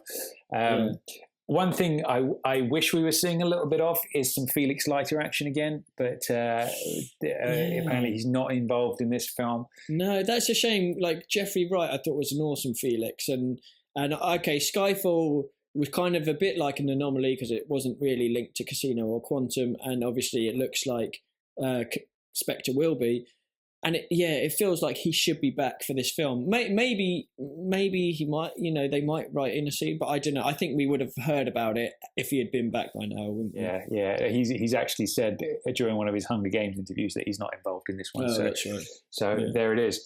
But it's good to see Rory back as part of the MI6 team. I guess one of the things that made the old film so good is there was that old guard, wasn't there? You had Bernard Lee as M, you had Desmond as Q, you had Lois as Moneypenny, and it was like that was that core team. And I feel like now Rory's been around long enough that he is part of that core team, that core family back at MI6 now. So it's good to have him back. No, definitely, yeah. And I did like the way that he sort of mentioned the throwback to, in Skyfall. It was a little, he again, like what we just said recently, he mentioned a bit about the Bond's past and stuff, and keeping it up to date and modern. And I think, obviously, from what we've heard, it seems like Spectre's going to kind of go that way as well. So. Yeah, definitely. Yeah. Okay, so next up we've got the Gadget Master Q. We've got some Ben Whishaw action. So let's have a listen to what he has to say. It's very exciting to have Sam back. I'm so delighted that he wants to do it. I just feel like we're in very safe hands with him. I think he's so on top of every single element of the story and the production. And he's just a beautiful leader, which is what we need. It's just an honour, really, and I'm just delighted to be doing it again. And I really, really enjoy playing him.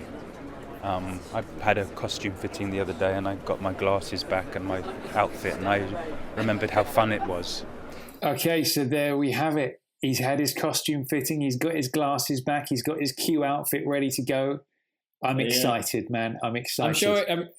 I'm sure he's got his muggy of Earl Grey ready to go as well. And, I mean, you could tell just from that, obviously, how good a director Sam Mendes is. Obviously, Ben Whishaw just gave him a glowing review there, but you can imagine that every single actor in Skyfall and with Spectre will say the same thing. The guy knows, he's an actor's director. He knows how to look after his cast. Yeah. And even in the press conference, he said, here are the most important people. And then he called out the cast. So, actors must love to work with him. And Ben Whishaw just seems so excited, which I love, because I love his interpretation of Q. I think he's freaking brilliant. And you can tell that he was getting a little bit giddy himself, wasn't he? Yeah. And it's good to hear. I really like that. It is good. I think the one thing I'm curious about is whether we're going to find out his Q's name.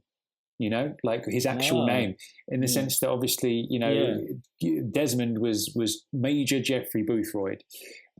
So I feel like with the way they played Ralph Fiennes, I was hoping he would come back and be Sir Miles Messervy and be the M, but obviously he's Gareth Mallory, so they're not going down that route. So I can't see Ben Whishaw being Jeffrey Boothroyd. I feel like he's going to be somebody else. Quasimodo? Maybe, yeah. I'm happy to have him back, man. I think his casting was amazing. Like, that's what it would have to be. It would, back in the day of the old school, it would have been an older guy like Desmond. Nowadays, it would be some little hipster kid who was just a computer whiz, and that's precisely the angle he plays it at. And I'm really excited to have him back, man. Yeah, and the good thing is as well, although obviously he is a whiz, he's a techno genius, that's not how the gadgets are played. And so he's got the knowledge, but for the agents, that's not what they go in for, like you said, because as we've said previously, anything can be hacked, anything can be tracked, anything, like nothing is safe in sort of cyber security, really, especially at that level. So although you kind of need the knowledge which he has in terms of what he sort of supplies to Bond, it's hardware. It's not software, it's hardware. Yeah. And it'll be interesting to see, obviously what he provides him with, because he's going to give him something. Whether, I think they'll step up a little bit. So rather than a gun and radio, I think they'll be the next level. Not fantasy by any means, but I think it'll be hardware, whatever it is. I don't think it'll be, a phone that can break into any bank in the world or something. But the other interesting thing is, okay, what's he going to give him? Where is he going to visit him? Because we've mentioned this before as well. Are they going to be in like MI6 headquarters where that's where he sort of sees Q?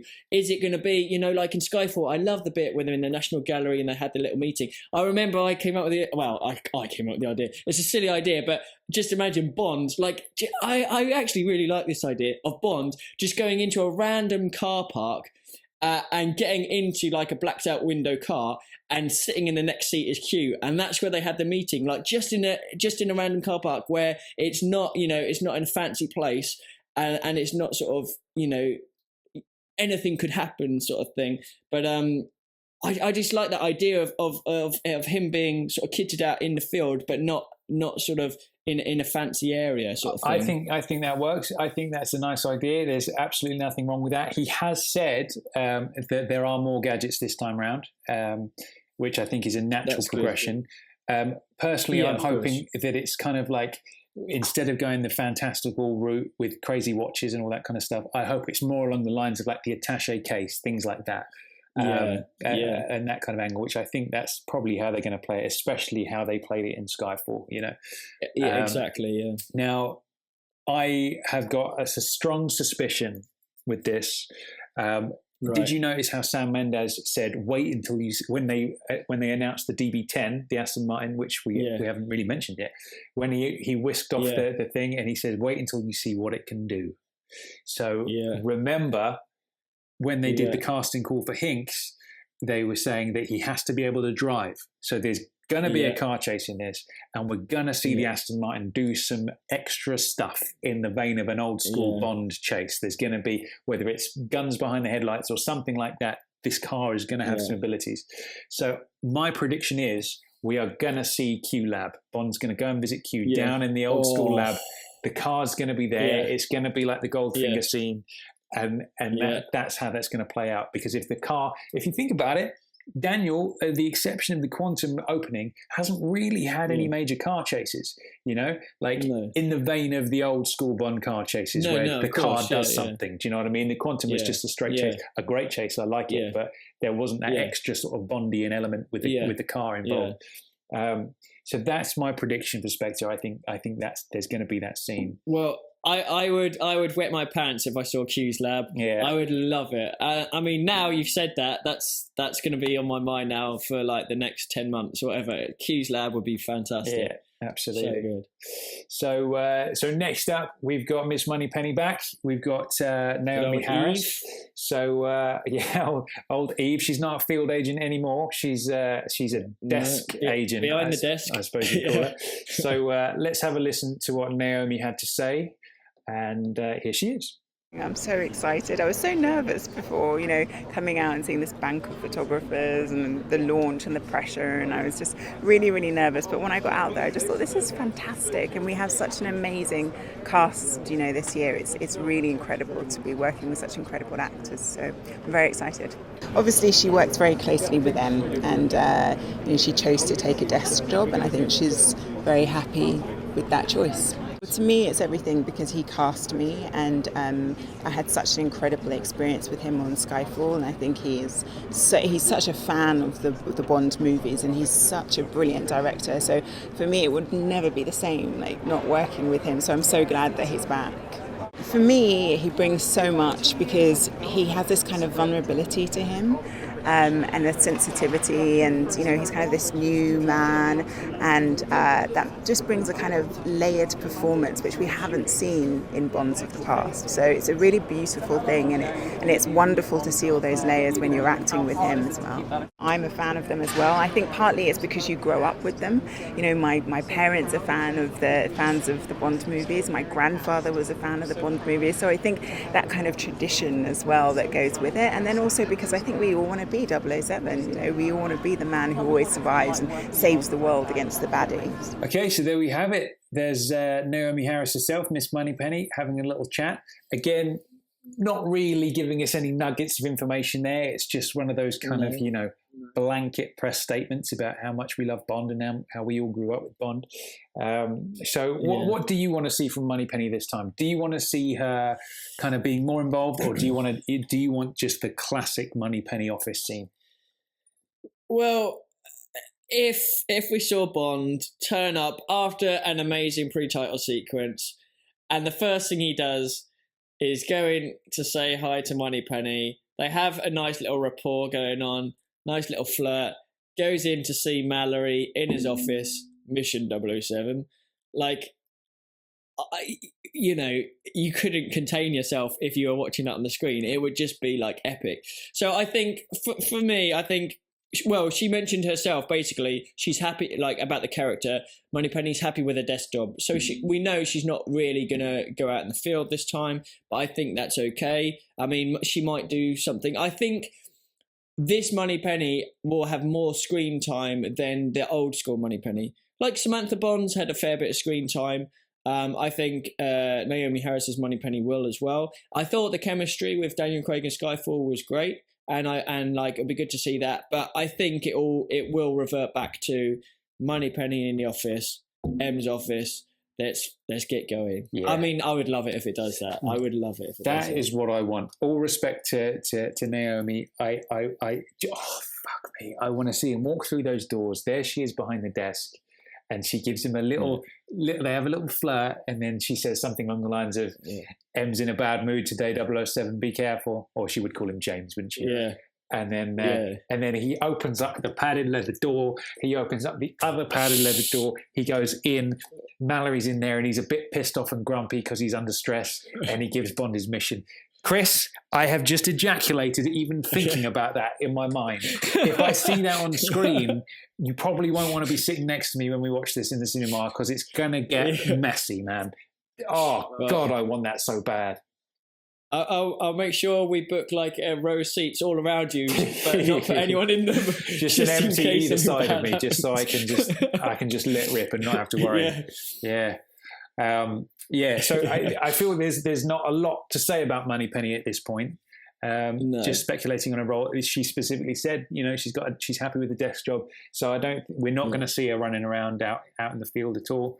I feel like you say, I think that's a smart move that we'll have that scene at the beginning before Bond's briefing. Well, we'll probably see her dotted throughout, but that's probably going to be it. It's going to be, more of a supporting role this time than we had last time, which I think is great. Who's up next? Next up, we've got M himself. We've got Ralph Fiennes. So let's have a listen. He's the man. He's brilliant, Ralph Fiennes. He is the man, right? So let's have a listen to what he had to say about Spectre. I'm working with Sam to find my own path, but I think still keep true to some of the things that Judy's established, the sort of toughness and the kind of quality of ruthlessness. I think they're good things to keep in play. I love the way Sam works. He really is interested in character. So we're not just ciphers inherited from a successful franchise. I think backstory, character traits, quirky little aspects of people. I think he's interested in what's going on inside people's heads, and at the same time balancing out with all the things the fans expect. Great chases, action, great girls. Ian Fleming tapped into sort of some male hero figure. Lots of it now possibly politically incorrect. I mean, very sexist at the time. Lots of violence and things. But I think an element of humour and wit that the films gave Bond, possibly more than the books. So there's a sort of lightness of touch. So that there was a sort of like the tongue-in-cheek. And I think Roger Moore's Bond capitalised on that tongue-in-cheek thing. And I think that Daniel has earthed Bond back into something very gritty and real, which I think reflects maybe our times of, the late 60s, 70s was probably possibly a more benign time globally than where we are now. I don't know, maybe it's. But anyway, I think Daniel's a great Bond. I mean, I always loved this sort of the believability of that he was a frontline field agent capable of the fisticuffs and all that. That was very convincing. But I think Sam brings his intelligence, and Sam has a sense of humour. Okay, so there we have it. Ralph is a fan of the realism side of things, and obviously he's referencing the Fleming material there as well. So that bodes well. So what do you? Again, he hasn't really given us any nuggets to kind of latch onto there. So what do you think we're going to see from this M? For me, I feel like I feel like we're going to get two things. I feel like we're going to get the classic M briefing scene. You wouldn't have set up that office with the double padded doors at the end of Skyfall if you weren't going to get that. But I also feel like this M is going to have a lot more screen time. I feel like we're going to see him possibly out in the field more. Like, he carried a gun in Skyfall. That he's obviously a man of action, and then they mentioned his history briefly. So he used to be out in the field before he took the M job. We know that much. So I feel like that's what we're going to see. We're going to see a bit of both. What do you think? Yeah. Well, no, I agree, actually. I mean, obviously, that M scene with the mission has to happen. It has to happen, and it's going to be freaking amazing. But he alluded there, obviously his character's past. He was an active sort of field agent, or if he wasn't he was an active military man, wasn't he? Gareth Mallory. So he's got that past. So as a character, if you go from 1,000 RPM of adrenaline doing that sort of thing to sit behind a desk, there'll be a part of you that wants to get out there as well. And I know it's different with age, but okay, maybe he might not be in the field, but I'm sure, I agree, he's going to get a bit more screen time. And yeah, I think he's brilliant choice for M. He's fantastic choice for M. Brilliant. The one thing that I do think we might get, which he slightly hinted at there, was he mentioned about Sam, again, glowing review, Daniel Craig and Sam Mendes, but I mean, they'll probably all say that, but they sound as if they mean it, so which is nice. But he did mention that Sam likes a little bit of the humour. So straight away, as soon as he said that, I pictured M in the scene in M's office with Bond walking in, and M putting down Bond, but in a slightly humorous way. Okay. So because you had Bernard Lee M, who would put Bond down, but it'd be quite straight thing. I could see Ray Fiennes M sort of, Bond might have said something almost off the cuff, and he'll sort of say something which he gets one over Bond, but in a slightly humorous way. I don't know. It's just something that I got. Like, not a big thing, but maybe one or two little lines like that. I don't know. I'm so excited for one of the things I'm most excited about is this new M scene. Like that, there's that thing in Skyfall where he says to Bond's about to leave headquarters, and he goes, 007, don't cock it up. And his delivery of that just, I'm like, oh man, I can hear you sending Bond out on a fucking mission with a line like that. That's and I think that's how it's going to be played. Yeah. There's that air of, it's like Connery with Bernard. There's that real level of respect there. But Bernard was, I wouldn't call him a father figure, but he was definitely somebody who could put Bond in his place. And I think Mallory has to have that same quality as well. And if we see a scene like that where Bond maybe misbehaves a little bit and he puts Bond in his place, oh man, it will be Bondgasm. I think it's going to happen. Yeah. Multiple Bondgasms, I'd imagine. But, now, one of the things he mentioned, not in that piece, but in one of the press interviews, he was asked what his first memory of Bond was. And do you know what it was, Chris? His dad taking him to see On Her Majesty's Secret Service at the cinema. That was his first Bond film.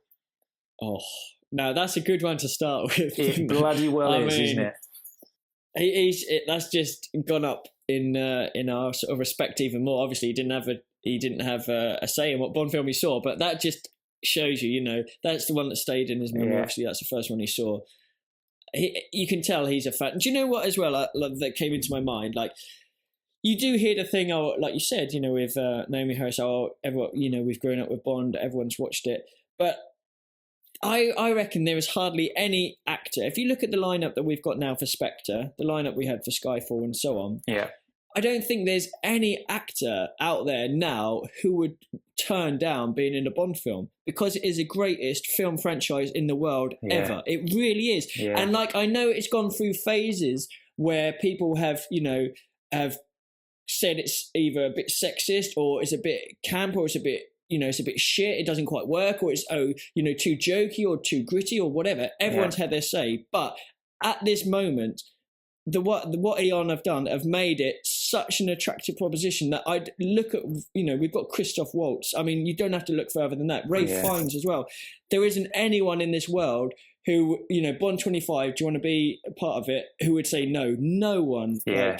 And that is what I fucking love about it. Yeah, there's finally, Bond is getting the respect he's always deserved. And I think, if you look at where the series has been in recent sort of decades, I would say there were kind of, truthfully speaking, I think it's been sort of looked down upon for a long, long time, in the sense that it has, since the Roger period, even you had that era, and then Timothy would have come along, and people would have been like, this is Bond as it should be done. It got way too camp and a pastiche of itself. Even Connery said that about Roger's portrayal; it's become a pastiche of itself.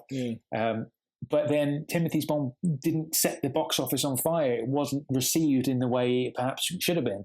So, that wasn't the kind of the right move at the time.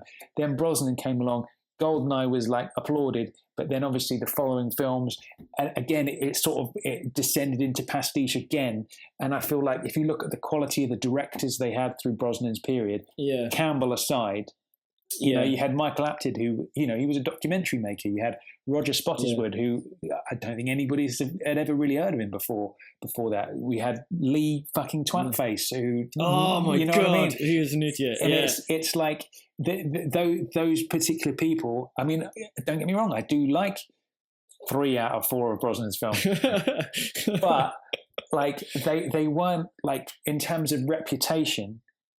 They weren't on that level that we've got with Sam Mendes now, and the respect he has, because he's a theatre man, isn't he? And he's a theatre man. He's an actor's director. Yeah. We've got Oscar-winning directors. We've got Oscar-winning cast coming in. Everyone wants to be a part of it, because I've seen how fucking good it is at the moment. And kudos to Eon and everyone around it, because it is great time to be a Bond fan, because it really is. Well, every year, every day is a great time to be a Bond fan. But even more so in the wider picture, it's on fire, really, isn't it? It's and That's what it is. It's Bond who's got respect amongst those actors now. Like, back in the day, you heard stories of actors turning down the role of the villain because it was just a Bond film. You know what I mean? And I remember reading a lot of people saying that in the late Brosnan area that the series was just treading water and all that kind of stuff. Whereas now, the level of actors you've got involved across the board, and not even that, the levels of people who are actually involved on the crew side of things, as well. That it's right up there, and it's like, you remember when Batman Begins came out, for example, and you saw all the names of all the actors involved in that, and it was like, shit, compared to like Batman and Robin. This is like a whole level above, and where we are at now with Bond, it's the same. It's like I couldn't be more excited about it. So that's M. Next up, we've got newcomer from as we may know from Sherlock, Andrew Scott as MI6 man Denby. So let's have a listen to what he has to say, and then we'll have a chat about him. It feels extraordinary, yeah. I'm incredibly excited to be here. This is a big event. I've never been at an event like this, so it's wonderful. And to be in the company of these extraordinary actors really is the chief pleasure of it. All these amazing actors from all the people that they announced today is just really, really extraordinary. He is a member of the intelligence world. So that's really all I can say. Sam and I worked together. We did a play on Broadway a few years ago. So I'm really thrilled to be working with him again. Yeah, he's absolutely he's a total genius with actors, and he surrounded himself with the best actors in the world, I think, or some of them. And I'm thrilled to be working with him again. Okay, so he is known for playing Moriarty in the Benedict Cumberbatch kind of Sherlock series, which I've only ever seen the first 2 episodes of those, so I haven't seen him yet. But he is immense in that. He like basically the films that he's in, he makes not the film. Well, they are kind of films, but the episodes that he's in, he makes them. If you watch them, you will see the energy, the skill that this guy has. He is an extremely talented actor, and I'm so happy that he's on board. I really am. He's fantastic. Brilliant. Brilliant. No, honestly, like when you kind of hear the rumours and everyone thinks, is he going to be, isn't going to be, when he walked out, I was really happy, and this guy, he's good. But I like the way that he said, all I can tell you is he's part of the intelligence world. So, that opens the door straight away, doesn't it? What do we think about that? So, basically, if we look at that tagline again, that basically says M is struggling, is involved in a political struggle to keep the Secret Service alive. I feel like the Denby character is going to be the opposition in that battle. He's going to be the guy that's perhaps trying to shut down the 00 section. And I feel he's too well known as Moriarty to be an ally. I feel like even though he works for MI6, he's going to be an oppositionary force in that kind of world. So I'm going to have to investigate Sherlock more and watch his episodes now he's been announced. But he's awesome. He's in the 3rd episode of Series 1, and he's kind of throughout Series 2, but particularly the 3rd episode in Series 2 as well. If you watch those 2, he's awesome. Nice. But I agree. I mean, part of me thinks, okay, if he is just part of MI6 as a normal, member of MI6, because we've got M back, we've got Moneypenny, we've got Q, we've got Tanner. Before, we have had people like Robinson, who was played by Colin Salmon in a few of the Brosnans. Yeah. So there is potentially room for one more, but then you're diluting screen time from the others, and I'd much prefer to see M, Q, Moneypenny, and Tanner get their screen time, and this person is like the shadow side of things. So, like you said, there is opposition within MI6. He's got to be the perfect character for that.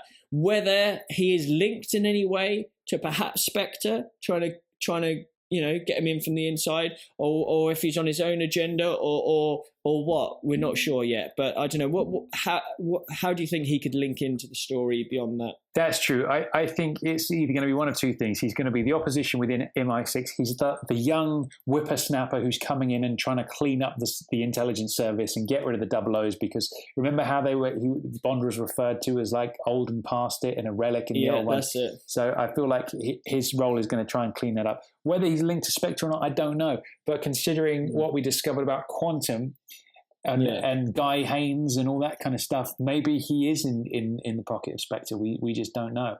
But we'll find out. But yeah, I'm intrigued. I'm going to investigate some Sherlock, and I'm going to Good look stuff. at that even more. Let us know what you think. Yeah, definitely. So next up, we've got Dave Bautista, who is Mr. Hinx. Now, I'm surprised that they stuck with that name. I thought that was going to be a placeholder, man. I know. Why did they not go with Hunker Chunk? I wrote to them and everything, but do you know what I can hear when you made that statement? There was a few people on Twitter that were like, man, I could see Hunker Chunk working as it's like it's not a million miles away from Knick Knack. No. And I can see Christoph Waltz sitting in his chair, stroking his pussycat, and going, Hunker Chunk, send Mr. Bond to his room. Do you know what I mean? You can see that, couldn't you? So let's have a listen to what Dave had to say at the press conference. It's just kind of sinking in, you know. It's overwhelming and surreal and nerve-wracking. It's crazy, man. My character's name is Mr. Hinx, and the first question I asked Sam Mendes when I met with him, I said, "Is Mr. Hinx a badass?" And he said, "Absolutely." So I can tell you that, Mr. Hinx is a badass. So, short and sweet, Mr. Hinx is a badass. I think that goes without saying, really. So did you see the size of this guy? Like he is a big dude. I don't know how tall he is. What is he? Maybe 6'2", 6'4". I don't know. He's not super tall, but the size of him, like his shoulders are like twice the size of everyone else's, like, and breadth, and he is a mean machine, isn't he? He's gonna. You can imagine him and Craig. This is the throwback to the Odd Job in terms of you see you see Connery fighting Odd Job in Fort Knox. You see Bond fighting Odd Job, and you're like, how the hell is he going to get past him? This guy is undefeatable. He's almost he's just so strong. And I think I actually like the fact that they put Mr. in front of Hinx. I do. I think that's way better. Yeah, when they said that, I was like, oh yeah, that's nice. Yeah, it sort of stops it being too close to Jinx. Yeah, but also it gives him weirdly, I think, a little bit more character, and there's hints of Mr. Winter, Mr. Kid. Yeah. So I like the fact that they called him Mr. Hinx. That's definitely better in my book. We won't talk about Mr. Kill. We won't mention we won't that. talk about. Oh my god! But it's funny you should say that, Mr. Hinx. Like that whole thing about him being this iconic henchman. I don't know. Mr. Hinx has a ring to it now. I was dead against it when it was just known as Hinx, but I don't know. I'm feeling good about that actually. I really am. So what predictions for this is that he's going to be obviously a physical threat to Daniel. And in the casting call, which I would just like to remind everybody, we were the first to reveal back in August, that he has to drive. He has to be good at driving. So I feel like if this DB10 is going to be loaded with gadgets and gizmos, there's going to be a serious car chase. It's going to involve Mr. Hinx in some way. The thing is as well, there's a couple of things around this. The car chase, there were rumours of Bond driving a Fiat 500, wasn't there, in Rome? So it might be that the DB10 is used for one scene or a few scenes, and this Fiat 500 or whatever, if it is used used for the Rome scene where there's a chase. Now, if that's Bond driving or whatever, but whatever Hinx is driving, aside from a Humvee, you can't, what is he going to fit in, sort of thing. So it'll be really interesting to see what he's driving, what Bond's driving, what scenes, and all that sort of stuff. But I'm looking forward to this side of things. I can't see him fitting into a Fiat 500, no matter how hard you try. That's what I was trying to picture, and it wasn't working. Yeah. Unless his head's out the sunroof and his the doors are off, so his shoulders are free and stuff. Okay, so next up we've got the Bond ladies, as Mendes referred to them as. Now, big fan. We've got Monica Bellucci, who, I mean, how she hasn't been cast in a Bond before now, I don't know. She just looks like a Bond girl, doesn't she? Well, she was up for Paris Carver, and that was back in '97. Is that Tomorrow true? Never Dies. I didn't know that. She's been on the verges of sort of Bond girl, potential Bond girls since then, basically. Yeah. Oh wow! But yeah, she was one of the Paris Carver ones. She would have been a better fucking choice than Terry Hatcher. In all honesty, I think she probably would have done. Yeah. But she looks great. I mean, she's 50 now. She's still got that sultry look to her. Dude, I still would, man. I She's think she'd be fucking good. gorgeous. She's drop dead. Yeah. Like, oh, goodness gracious me.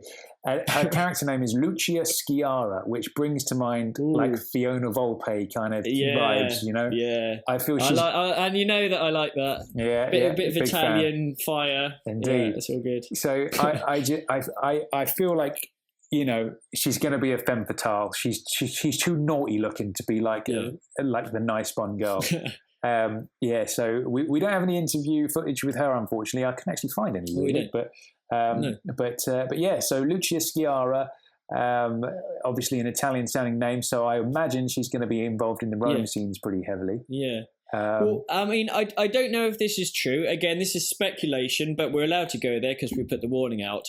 It might be that she is the head of the Italian, like when Bond goes to Vienna, Station V in Vienna or whatever it is, Station I, Italy, whatever. She could be the head of the Italian Secret Service That's true. or perhaps... Yeah, which I don't know if she'd be a contact out there, but I think that might be part of it. I don't know.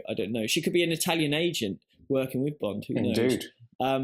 But there's the plus points are for me definitely the fact that she is 50. I think is brilliant because, if we had like a I know Lea Seydoux is in the cast and she's obviously quite a bit younger. Yeah. But. The age that Craig is, I think someone along Monica Bellucci's level works really well. Absolutely. What's Daniel these days? He's like 46, isn't he? Is he 46? 40, yeah, we must be about that. Yeah, I think absolutely.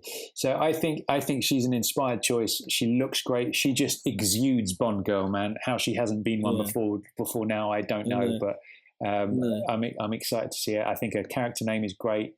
I'm excited to see her in action. Okay, so next up we've got the other Bond girl, Lea Seydoux, and we do have some interview footage with this one. So let's have a listen to what Lea's got to say for herself. Being cast, it's amazing, and it's like being with all these actors, it's great. And now I'm looking forward to start the film. I think she's strong, but she's like Bond in a way, you know. She's strong and she's very sensitive. She's fragile, and I think that Bond is the same in a way. So she became more masculine, more virile, and Bond is maybe more feminine now. So it's nice the mix of the two. I think he brings something, as I said, very modern because he has this duality. And I think that's what we like also. We like to see him now more like tortured, and I think now men are more like that, right? I'm looking forward to work with him because he's a great director. I love his films, and I can see that he has a great vision. He's very smart, and I found it so exciting. So there's Lea. Now her description is she's sensitive yet tough. So her character becomes somewhat more masculine, yet she feels that's the same as Bond, and maybe Bond is a bit more feminine, which I thought is an unusual thing to say. So there's Lea. I feel like, I don't know, what are your predictions for the type of character she's going to play? Well, it sounded to me very similar to the character description of Camille in Quantum, because she had that sort of thing where, she had to become quite tough due to something happening in her past. I'm not saying that Lea's character, Madeleine Swan, which is very English. And so I think she, rather than playing a French actress, I think it will be an English role, as in an English character role. but I don't. I mean, obviously, it might not allude to her past, but it has hints of that, I think. And there's obviously going to be, like, I know everyone was sort of saying she's a femme fatale. There was no mention of that. It could still be that way, but it sounds almost as if there's going to be a lot of interaction between Bond and her.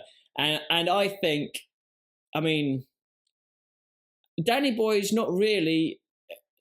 I don't know. I think this could be good because this is the part of the film that I'm least sort of open to speculation about, in terms of I haven't got an idea what this character is yet, and I kind of like it. Yeah. But I think the casting is superb. She's a superb actress, and I think she looks stunning. She really does. I think she looks drop dead gorgeous. Yeah. She's a beautiful, beautiful actress, Lea Seydoux. And obviously she's worked, we mentioned briefly, with Christoph Waltz in Glorious, and she's done one or two other things. But her character, I don't know, it's an interesting one. What's your sort of take on it? What do you think it could possibly be? Well, the reports were that she was the femme fatale, but I just can't see Monica Bellucci being anything other than a femme fatale. Like, I can't see her being the goody Bond girl while Lea is the baddie Bond girl. But we don't know. I mean, Madeleine Swann, like you say, is a very English-sounding name, but she's got a pretty heavy French accent. So I don't know what angle that is. I mean, you know, maybe she was born to English parents but grew up in Paris or something. I don't know. Like, but I don't know. I feel like maybe the word was that she was like a rival agent or something. So I don't know. Maybe I'm a bit stumped with that. I don't quite know what she's going to be. No, which is nice in a way. It is. It is nice because we'll be surprised, sort of thing. But the overall feeling is definitely a good choice. Yeah, a great actress, and you know, again, she sounded, you know, as if she was up for it. Looking at the rest of the cast and everything, she's obviously excited about it, and that's what you want to see. You don't want to see anyone go, yeah, it's all right, I'm in a Bond film. You want to see him be happy and excited, and she definitely was as well. So that's cool. Damn right. So next up we have Mr. Christoph Waltz, who has been apparently playing Franz Oberhauser. So let's have a listen to that. It feels very good, and actually maybe that's one question. It feels very good, and that's what I was hoping for when I said, yeah, please, if you ask me, I'd love to do it. He's more focused on the job. He's a more, nitty-gritty, tacheles Bond than the others. You know, the exuberance of Roger Moore and the charming coolness of Sean Connery, and Daniel is more the focused on the job, the serious. Bond grows up with us. The various Bonds always depict an era.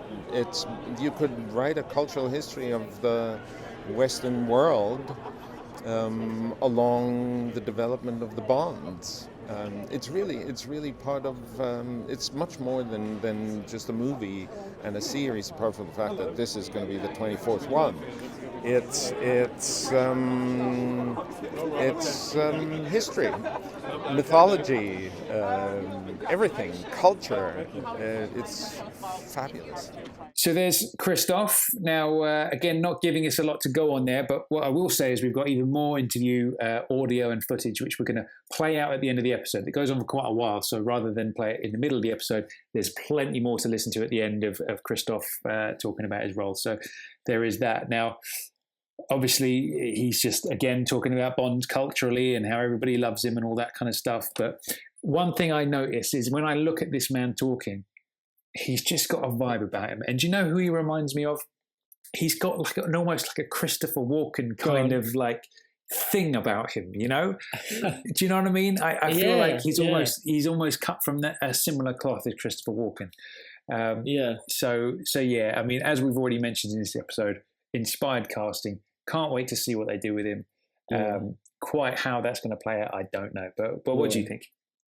Well, I like the fact that he said that the Bonds aren't just a movie; they're making history, and that is so true. And that's exactly what it is. And he obviously feels that and wants to be a part of it. And Obviously, he didn't give anything away to his character for obvious reasons, but yeah, this guy is going to be immense. I like that walking comparison. Actually, basically, what it is, it's people that are slightly off the hook. They're not quite fully screwed on, but they're still intelligent. Yeah. So it's not like they're just mad. They've got that crazy factor, but they've also got the intelligence alongside it. And there's not a lot of people that can pull that off, but he's definitely one, and so is Christopher Walken. And you just know that he can go a little bit crazy sort of thing, but you know, I think he's going to be immense. That is what we want from our Blofeld, isn't it? Yeah, definitely, 100%. Yeah. Okay, then. Great stuff. Last but not least, we've got somebody called Daniel Craig, who is apparently playing a character called James Bond. He's in it, is he? Yeah, apparently so. Yeah. When did they keep that one quiet? When did they cast him? They did. Apparently in 2005. I don't know when that happened. Oh, right, that long. We're off the ball on that one. So let's hear what Danny Boy has to say. Before we go to this, I'm just going to say I'm over the moon they got his Barnet right this time. Because that was before they announced him to come out on stage. I was like, please have a decent haircut, because that Skyfall one was too short and I didn't like it. It was no.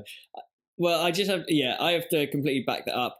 The only thing is, this isn't the film yet. So long as he doesn't get a military cut between now and when they start filming, I'll be happy. Because not only did he looked younger because his hair looked better, but he also looked, I mean, obviously he's fit in all of his films, but you can tell he's been in training. He looked in good shape, and he didn't look as old in the face, strangely. I think maybe Skyfall, he had a little bit of the beard going on, he had the short hair, and it didn't, then they were playing the age factor.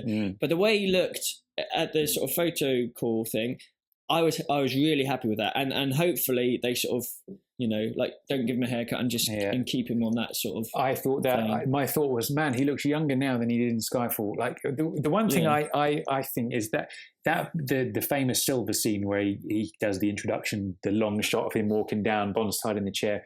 Like, if you look at him in that scene, he looks fucking knackered. Like, he just looks like it looks like me when I was listening to the Goldeneye score. And I was worried about that, but he looks like he's tightened up a bit since then, which is good. Yeah. But they start filming on the 8th, don't they? So let's just hope he doesn't on get Monday. Is it?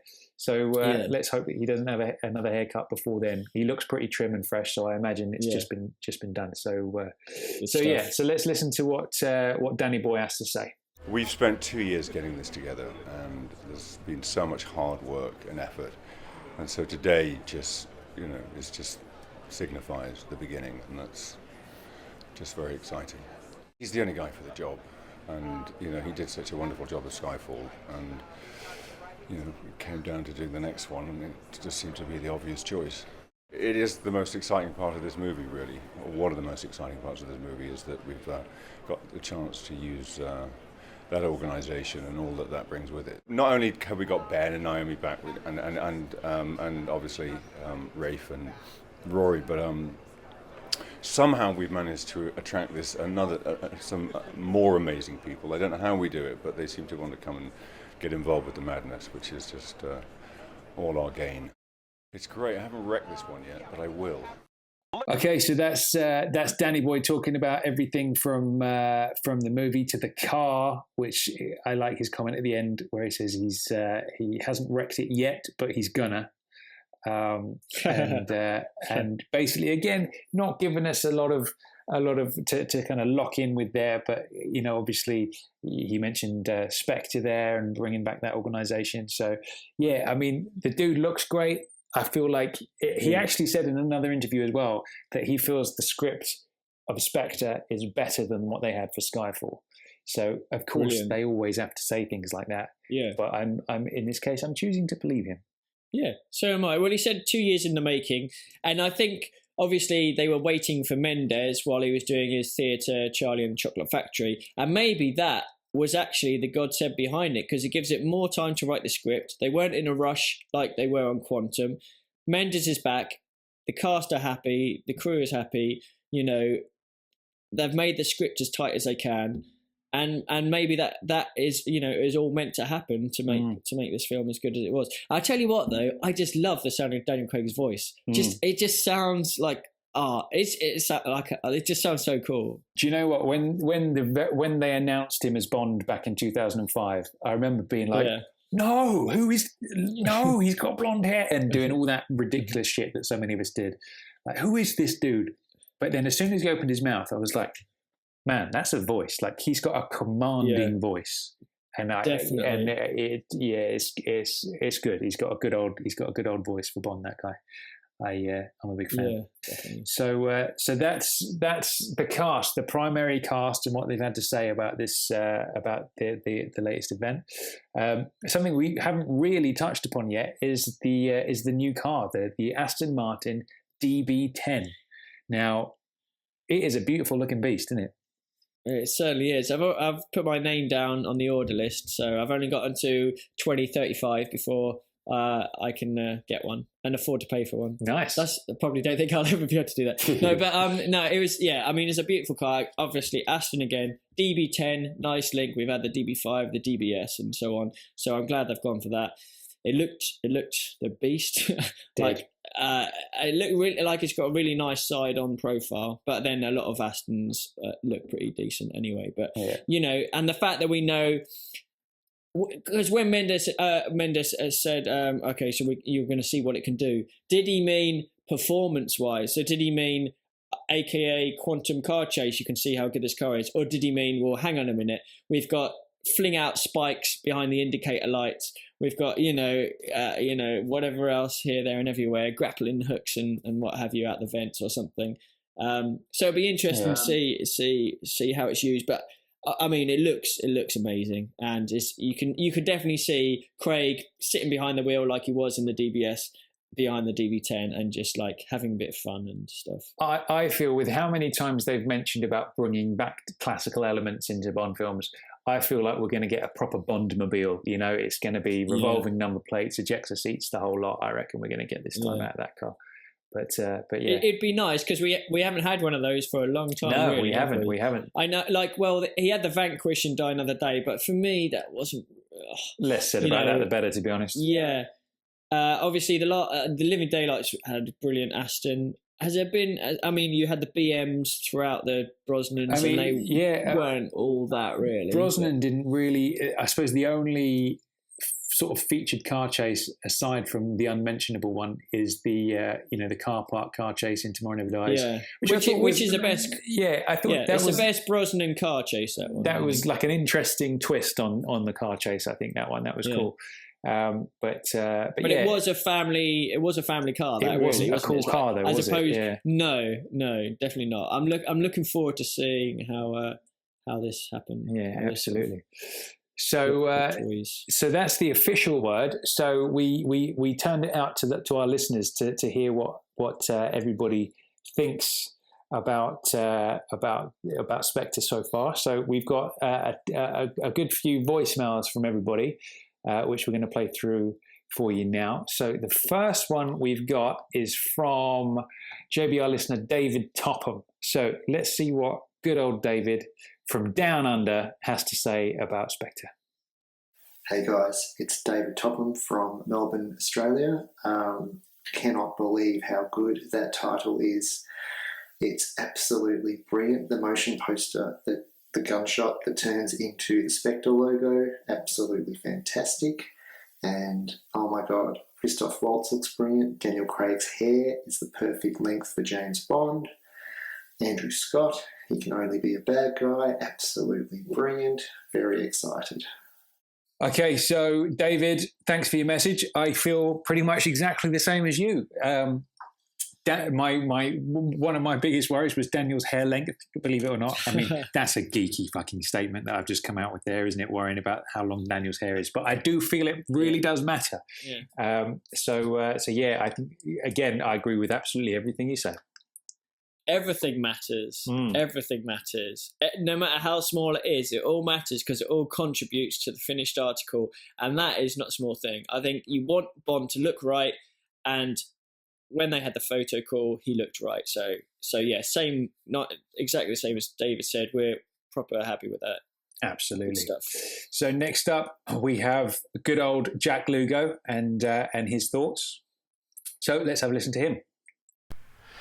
Hi guys, this is Jack Lugo. I just wanted to send you guys a message. We all watched the Bond 24 press conference together online and through the James Bond Radio website, and it was lots of fun interacting with everyone and watching the press conference at the same time. I think this is going to be an incredible film. And I'm happy that they chose Spectre as the title because I think it's a bold choice. It's going to definitely create anticipation, and certainly expectations are going to be high. But I think it was the right move. I think a different franchise, Star Trek, did the opposite thing with Star Trek Into Darkness by trying to deny that Benedict Cumberbatch was the villain Khan, and it just ended up having negative results for that film. So I think Eon definitely learned from the mistakes that that Star Trek did with its last film, and just decided to come out and say, we're doing Spectre, and it's going to be great. So anyway, those are just my thoughts. I know some people may not be happy with the title, but I am, and I'm glad Spectre is the title. So satisfied customer, isn't he? Yeah, Lugo's up for it. Do you know what? I feel like if they hadn't have called him Mr. Hinx, they should have called him Mr. Lugo, because that's got a little henchman ring to it. But yeah, I feel exactly the same. Do you know what? This whole Blofeld shenanigans, it is something that I feel is impossible to keep under wraps. Because everybody, whether it's true or not, everybody is going to be looking at Christoph Waltz and going, I bet he's fucking Blofeld. So if they do the twist at the end, we're all going to be expecting it anyway. So why not just hit it head on? Because I remember that whole Star Trek thing, and there's the whole I forget his name now, but the villain's called Khan, and there was an old school Star Trek movie that Khan was the villain, and he's like a classic villain that they brought back, and everybody suspected Cumberbatch was going to be Khan, and they denied it, and then it was sort of like a limp reveal when it finally came, because everybody knew it was anyway, So I feel by hitting it on the nose and just calling the movie Spectre is the right move. Yeah, I mean, calling the movie Spectre, but I still think that not officially saying he's Blofeld, I think that's okay, because he could be Oberhauser. He might not be Blofeld, but even if he is, the whole Oberhauser thing, like we said, might run for the whole of the film until maybe, the final 5 minutes or whatever, and then you get that hint of Blofeld, in which case I think it's fine that they're kind of not saying he's Blofeld, even if he is, but yeah. No, we'll see. It's absolutely good. So next up, we've got JBR listener Jeff Silence. So let's have a listen to what he has to say. Hey, Tom and Chris. Jeff Silence here, longtime JBR listener. Just finished watching the live event on your guys' website. Something a little curious. I noticed when they announced the cast, they also announced the character names, like Lea Seydoux was Madeline Swan, Andrew Scott was Denby, all except for Christoph Waltz. I guess we're assuming he'll be playing Blofeld, but maybe they're playing something close to the vest. Can't wait to hear what you guys think about the announcement. Love the show. So it's pretty much along the same lines as what we're thinking, really, isn't it? Yeah, I feel like if he wasn't because the leak that came out a couple of days before said he's going to be announced as Franz Oberhauser, but he's really Blofeld. Yeah. And I feel like maybe not saying anything during the actual reveal and being like, here's Christoph Waltz, was just their little kind of middle finger to that leak. Do you know what I mean? We're not even going to mention it, even though obviously I know exactly what you mean. Yeah. So it's like whatever happens, there's something for it. He is going to be Blofeld, but whatever happens, there's something fishy going on. Let's put it this way, okay? We're watching Spectre. He's a character of Oberhauser. Perhaps he's part of Spectre itself. Perhaps he's part of Quantum. Say he's part of Spectre, but he's not Blofeld. Who, in the whole acting world, could possibly be higher than Christoph Waltz playing Blofeld? No one could play Blofeld. Who could you pick? Who would be better than Christoph Waltz to play Blofeld? Who? George Clooney. George Clooney. Yeah, okay. Well, apart from obviously George and Brad, Matt Damon, he would do it. No, but there isn't an actor out there who could portray it better than Christoph Waltz, because there isn't, is there? No. There just isn't anyone. So that's got to sort of say that all signs. If Blofeld was in the film, which he has to be, yeah, exactly. All signs he has point to to be, that. and if he's not Blofeld, then I'll tell you something, they've missed a trick. Yeah, completely. They've missed a trick because there he is. He's right in front of you. But obviously, they won't because they know what they're doing. But so. Okay, so well spotted, Jeff. Next up, we've got a message from Holland from JBR listener Jeroen van den Brom. Let's hear what he has to say for himself. Hey Tom and Chris, how you doing? My name is Jeroen from the Netherlands, also called Dutch Porter Guy fan on YouTube. I left you a couple of comments lately. I'm also the same guy that left you that fan-made Casino Royale comic on the contact page on your James Bond Radio website. Anyway, I just noticed on Facebook that you were actually asking people to leave voice messages concerning Bond 24, so that's what I'm doing right now. So my thoughts on Bond 24 being called Spectre, and I absolutely love the title. I wasn't expecting it at all. There were several rumors lately that it was going to be called Spectre, but I honestly didn't believe they were going to be doing it, because I thought if they were ever going to bring back an organization like Spectre, they were just going to be using Quantum. But it turns out they didn't, and I'm actually kind of happy that they brought it back, since we, didn't see a Spectre since the 60s. So yeah, very psyched about it. I really hope it's going to be a great movie. The cast looks really promising. So does the new Aston Martin. So I really don't have anything negative to say as of yet. Also, did you guys notice that the gunshot in the logo was supposed to be kind of an octopus? The Spectre logo. So anyway, these are my 2 cents on Spectre. I'm really excited. I'm sure you guys will be as well. And I hope to see you guys around later. So thanks. That was a nice little message there, wasn't it? It was indeed. Yeah, absolutely. Again, echoing the comments about the octopus logo from the gunshot. Amazing. Yeah, brilliant stuff. Such a clever idea. If you actually, I forgot to mention, if you want to, basically Jeroen made like he's obviously quite the artist, and made like a fan comic version of Casino Royale, which if you go to our contact page on the website, in the comments section of that, he's posted all the images. So some really nice work there. So go and check that out. But yeah, I haven't seen that yet myself. I'll have to have a look and check it out. But yeah, absolutely great comments. I think you can tell how excited Jeroen is, and as much as we are. Yeah, that's good. I mean, this is what you want, isn't it? You just want the whole Bond fraternity to be buzzing. And you think about it, okay, let's think about this, okay. So fans in the UK, US, like Australia, Denmark, Holland, Canada, Japan, South America. Basically, there are Bond fans in the whole world, all over the world, okay. I reckon you've got to say maybe 90 to 95% of them, that's completely plucked out of the air, by the way, have got to be happy and like just full of excitement for Spectre. I mean, I think they've just hit the nail on the head with what they needed to do.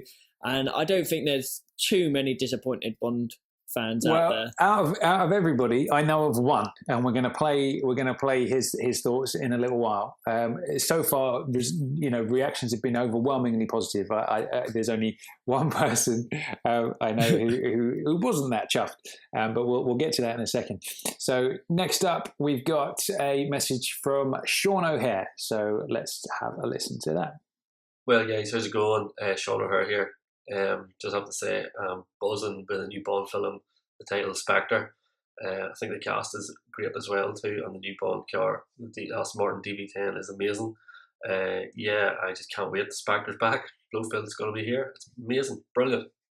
Yeah, again, Mr. O'Hare, completely agreed with all of that. It's just all great. It's exciting times. It's just bang on the money.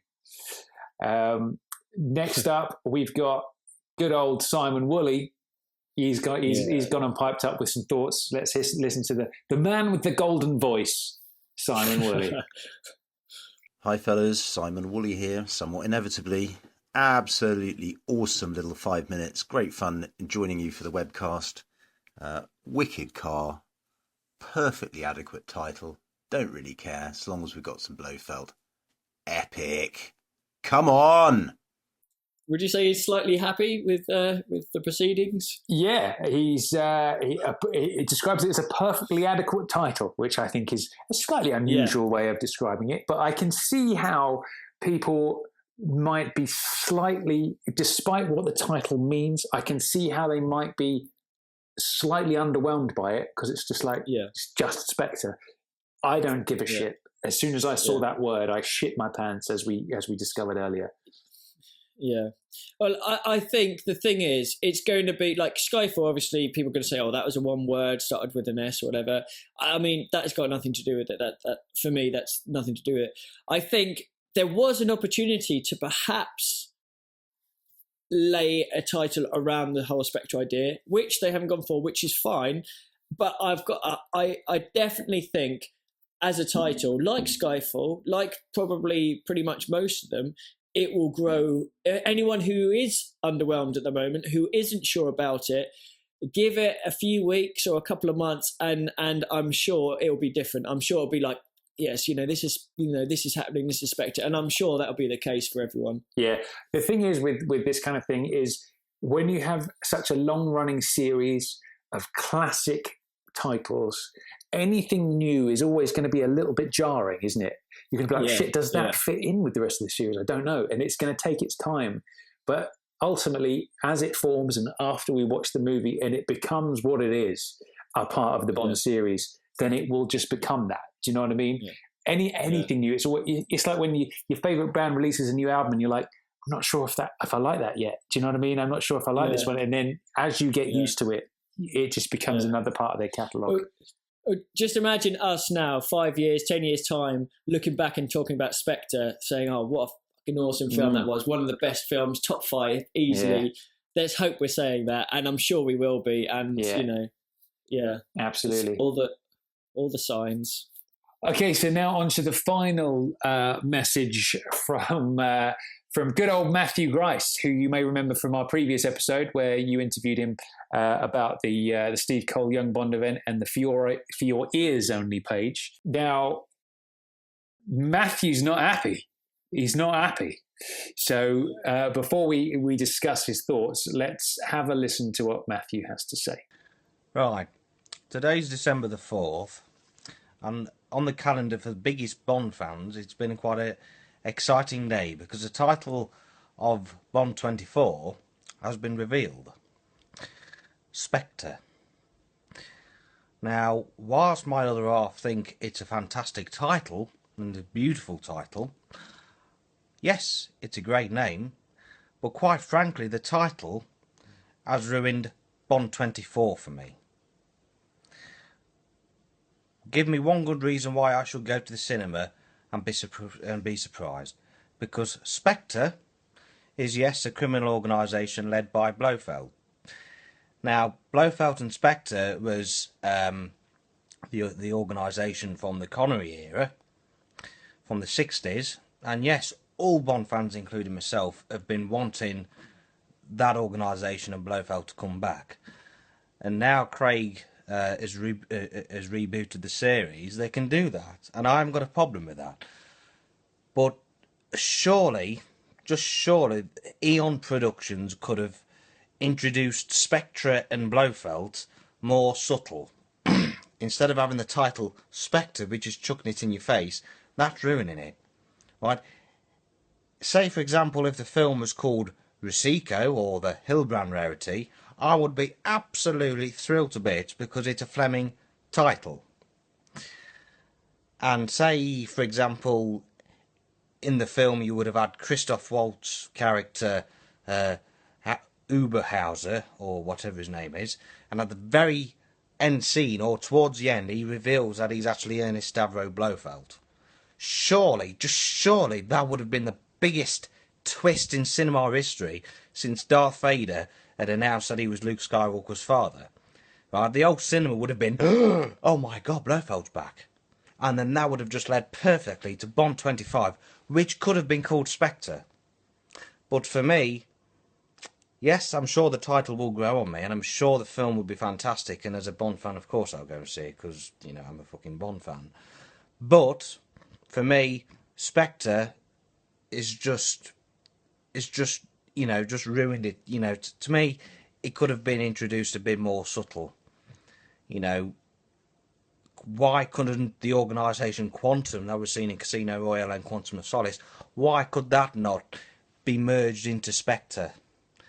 You know, I mean, what's going to happen to them? Because we've got 2 films left for Craig. Surely we must, some way or another, see what's happened to Quantum. But anyway, yes, I'm glad Spectre is back, and I'm glad Blofeld's back. But I just think it could have been done a lot more subtle, and, you know, for Blofeld to have come back, I reckon that could have been a real good sort of twist for the end of the film. But, you know, to me, the title's just sort of, it's just ruined it a bit, really, for me. So, okay, yeah, that's my opinion on Spectre. Otherwise, see you folks later. So there we have it. Now that's it's interesting, isn't it, to get the other side of the coin.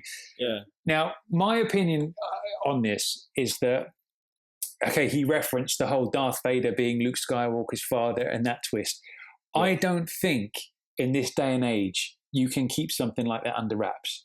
Like, if you think about, you know, 1980, when that film came out, Empire Strikes Back, it was a completely different world. There was no internet. It was only, you would only have found out about that through word of mouth and maybe a cheeky journalist in the newspaper. In this day and age, all it takes is one comment on one blog and it blows up. And I just feel like, especially once filming starts, if they were keeping the whole Blofeld reveal a secret, somebody would leak it and it would get out. And look at it, we're all expecting it anyway. We all know he's Blofeld, even though they are doing a bit of smoke and mirrors. I feel like there's no way they could. I know what Matthew's saying there, and if it was possible to keep that a secret, it would be the greatest twist of all time. But I just don't think it's possible. And I feel like their tactic of, like, we all know what's going on here, let's just hit it straight on the nose. Because that moment when they do reveal him as Blofeld, is, even though we're all expecting it, it's still going to be fucking cool. If that reveal, say the reveal is the White Pussycat, for example, right? Like, we've got Franz Oberhauser all the way through the movie, and then at some point, Bond's in an office with him, and he's sitting in a chair, and he spins around, and he's stroking a pussycat. I will still shit my pants on an epic level, even if I know it's coming. Do you know what I mean? Just because like, it's going to be the same when the new Star Wars movie comes out and we see Luke Skywalker on screen with a lightsaber, which we haven't seen in fucking 30 years or whatever. It's going to be the same feeling. It's like, I don't care, I know that it's coming.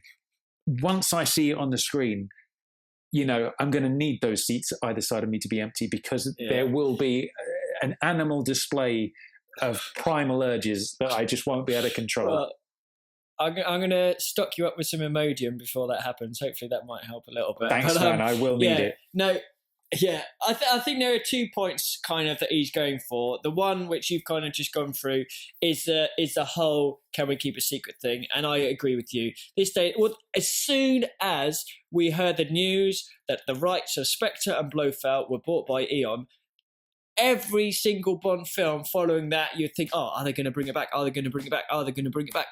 And once that news was out, that's it, you know. You know it's going to happen. Yeah. So there's no way that you couldn't think about that. Okay, say we'd gone for a title. Say it had been Risiko, Hildebrand Merity, Property of Lady, or whatever. That's, you know, we wouldn't have had the Spectre title, but we still would have thought Blofeld, Christoph Waltz. You know, we still would have and peruse that level. Yeah. And I do agree that if it's in your face, Spectre, this is what it is. That's one way of dealing with it. And I think they are going to do the Oberhauser till Blofeld at the end. I think that's how it's going to go. But the other side of things is potentially the title itself could be seen as underwhelming because it is just a one word. There's no poetic license around it. Your Spectre of Defeat thing was brilliant title, I thought. so from that side of thing, I can see how some people might find it underwhelming or slightly sort of lacking. The spy who loved me, the man with the golden gun, stuff like that. But as I said before, I think it will be a grower. I think people will, all negative feelings will disappear, and it can only get better from here, I think. Absolutely. I think I totally understand where Matthew's coming from, but I just don't think in this day and age you could keep that a secret. So I feel like, it's like Jack Lugo was saying about the whole Star Trek thing with Khan. It's out there. As soon as those rights came back to Eon for Blofeld and Spectre, we're expecting it from the day that happens. Before that was back in February or January, I think it was, wasn't it? That happened. Yeah. So it's like there's no way you can stop that expectation. So there it is. But I hope, like he says, it's ruined Bond 24 for him. I hope it hasn't ruined it too much. I hope that dies down and you get used to it a little bit, and it all works out for the best in the end. But so I'm sure it'll get better for him. Okay, so I've got for a quick chat coming up. We've got Bond scholar, tour guide legend, and all-round nice guy, Mr. Ajay Chowdury Esquire. How are we, AJ? Hi, Chris. I'm fine, thank you. Pleased to be here on the Spectre +1. Well, indeed, yeah. Yeah. Now, there's been a lot going on over the last 24/48 hours. Obviously, we've got a Bond 24, which we now know as Spectre. What have your thoughts been on everything that's been happening? Well, I think the lead up to Spectre started, last November 2013, when they put out this announcement saying that the James Bond people had got the rights from the McClory estate, the Kevin McClory estate, to use the rights for their, for Spectre and Blofeld, and that was a sort of odd thing. And so, yesterday's announcement was, in light of that sort of a satisfying sort of conclusion to an odd announcement, and it's great. The history of James Bond and the history of Spectre is, some mooted into Bond's past. People know the history. I know you did a Battle for Bond special where you went through, the publication of Ian Fleming's 1961 Thunderball, and eventually, when he passed away, the McClory estate then made that settlement, which was announced last year. So the announcement yesterday has been sort of 40 years in the making, since 1961. So it's great. And I think really the subtitle of the film should be "Fuck You, Kevin McClory," because it's kind of there's the final sort of victory of that sort of long litigation.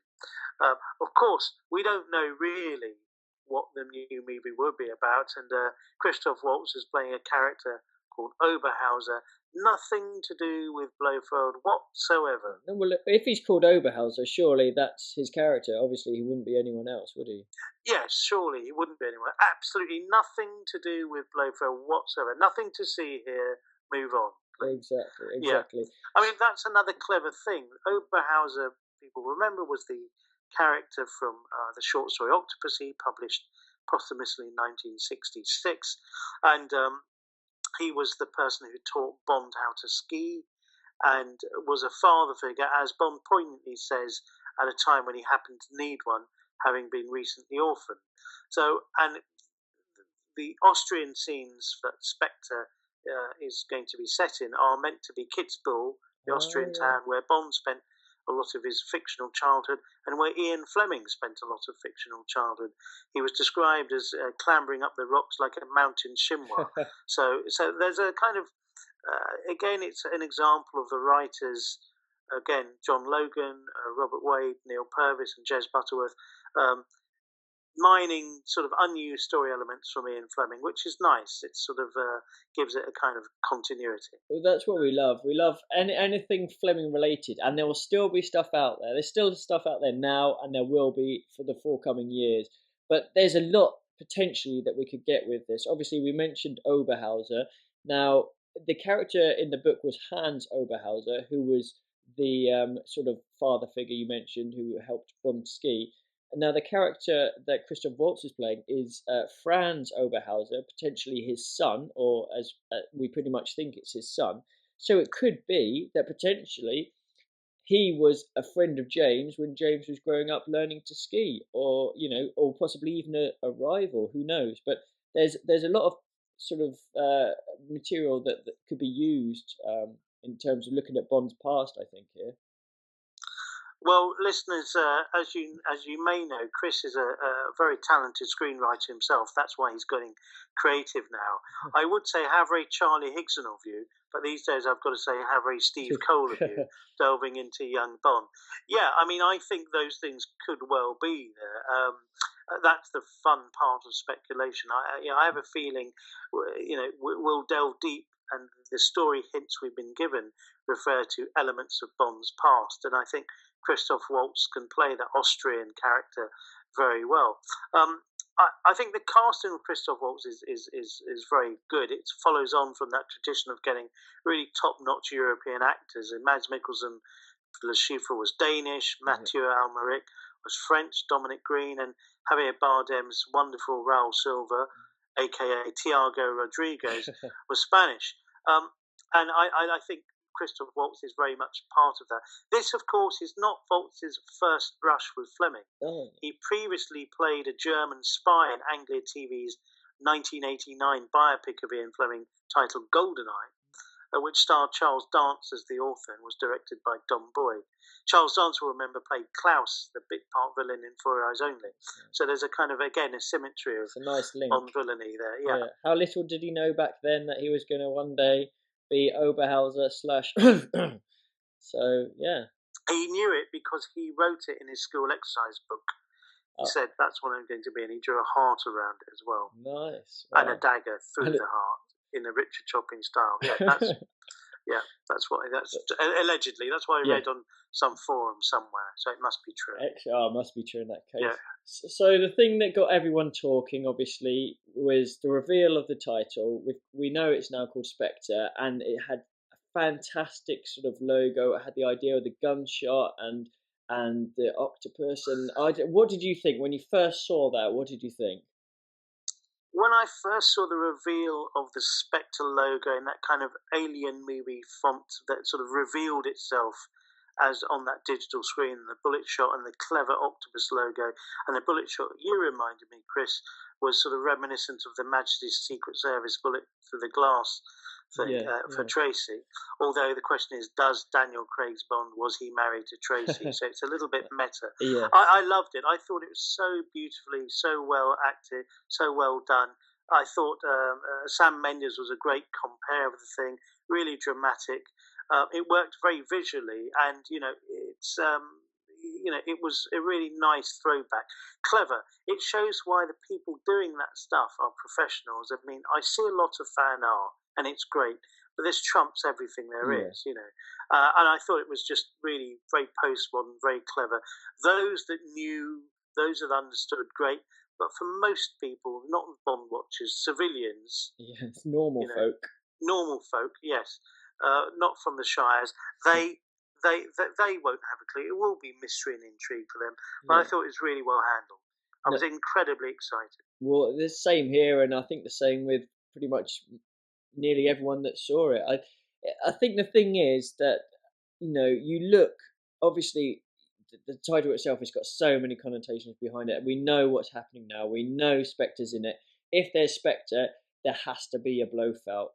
That obviously hasn't been mentioned or confirmed, but we know that could happen. But then you look at the cast that they've got, and every single one of them is brilliant. We've got the throwback for the MI6 crew back, who are brilliant, and we've got these newcomers, and every single one of them, is a top class actor and can only make this film on the next level, I think. Absolutely. I mean, firstly, there's some nice symmetry there. Monica Bellucci playing lovely. The oldest Bond leading lady they've had, if indeed she is a leading lady. We don't know the role she's playing, but the love interest. But I thought she looks stunning. She is stunning. Yeah. And again, she was seriously considered for the role of that became Paris Carver in Tomorrow Never Dies back in 1997, and that I like that sort of, again, that symmetry. It's come full circle, and she's there. Lea Seydoux's already done secret agent duty with Ethan Hunt. That's right. In the Mission Impossible film, and she and Monica Bellucci are wonderful. I'd love both their favourite colours to be blue.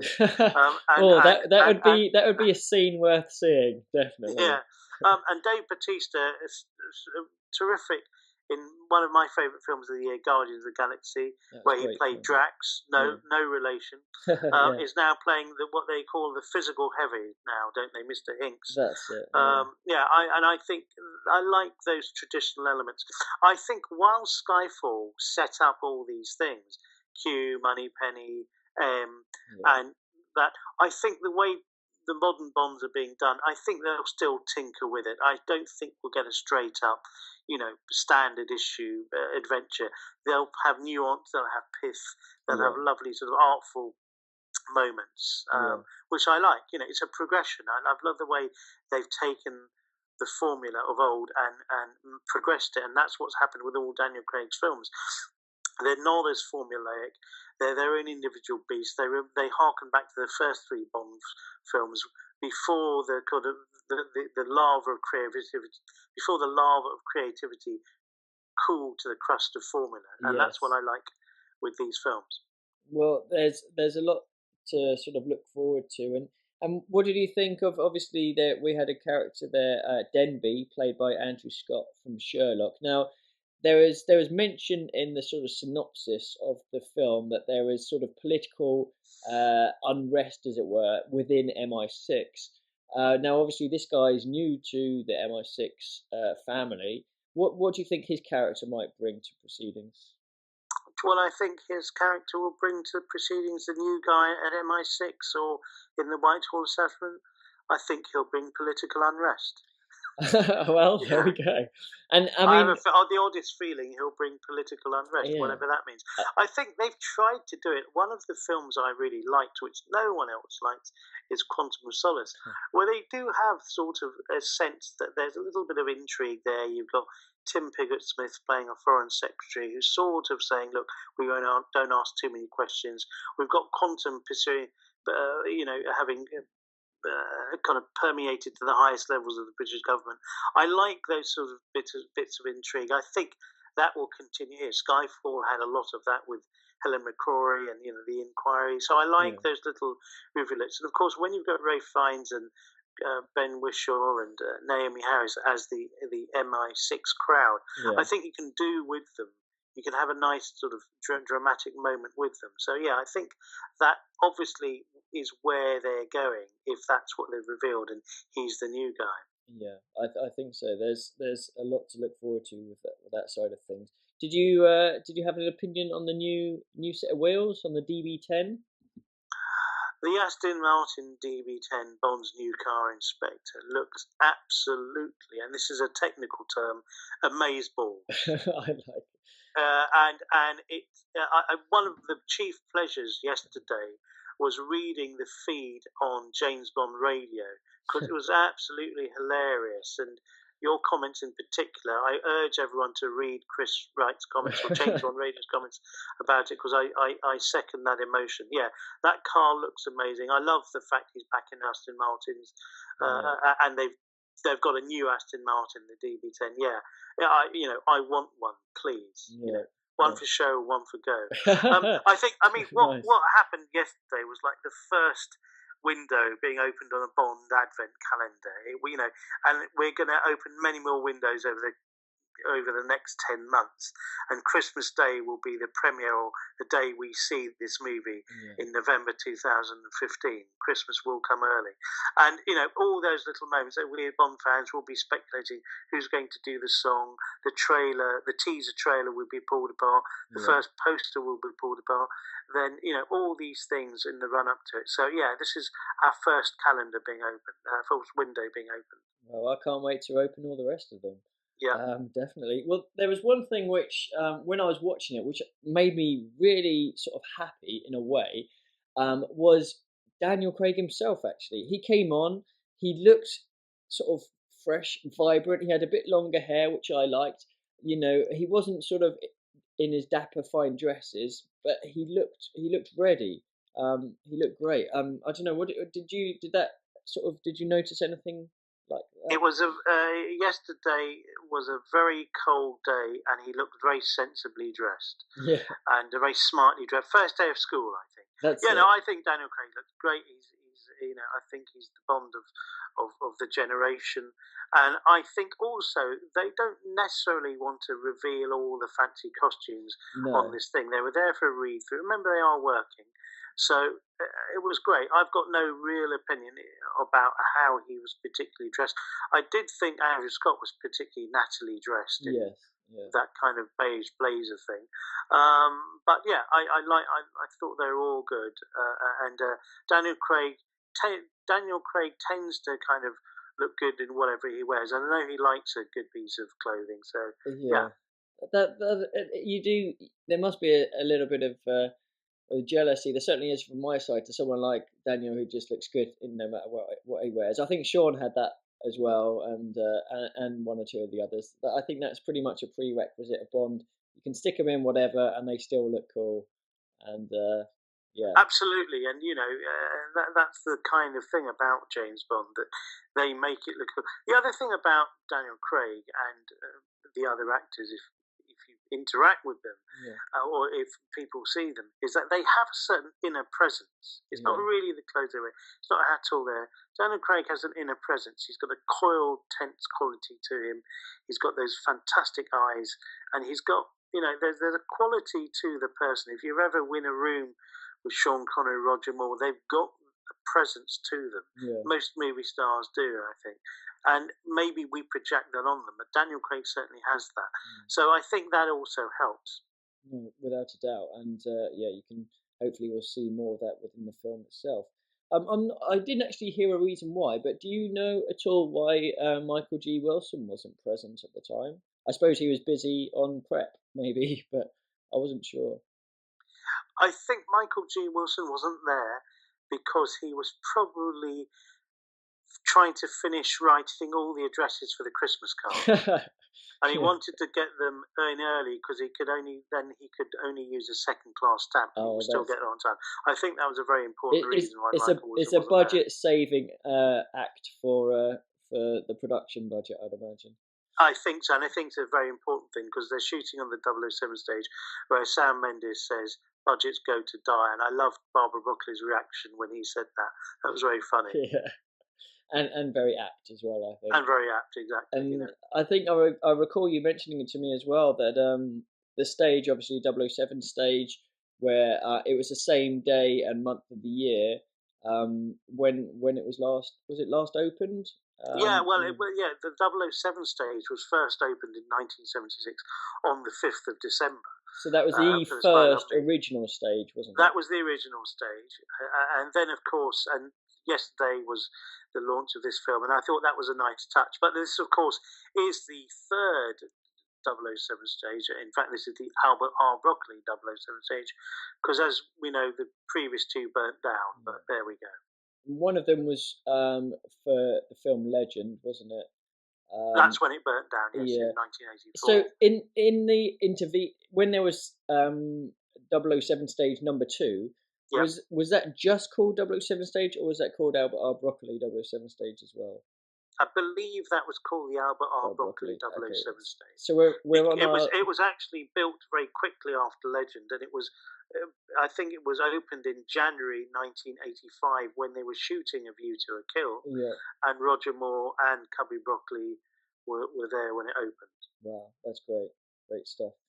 Okay, so I suppose the main question that we'd like to hear is Bond 24, Spectre. I mean, I'm still finding that a bit strange, like trying to say Spectre is the film and not the organisation. And so when you talk about Spectre, what are you talking about? And rather than saying Bond 24, we've now got to say Spectre. And it does sound strange. Not a bad thing. I think it will take a little bit of getting used to, but it's still going to take me a little while before I do, I think. What about you?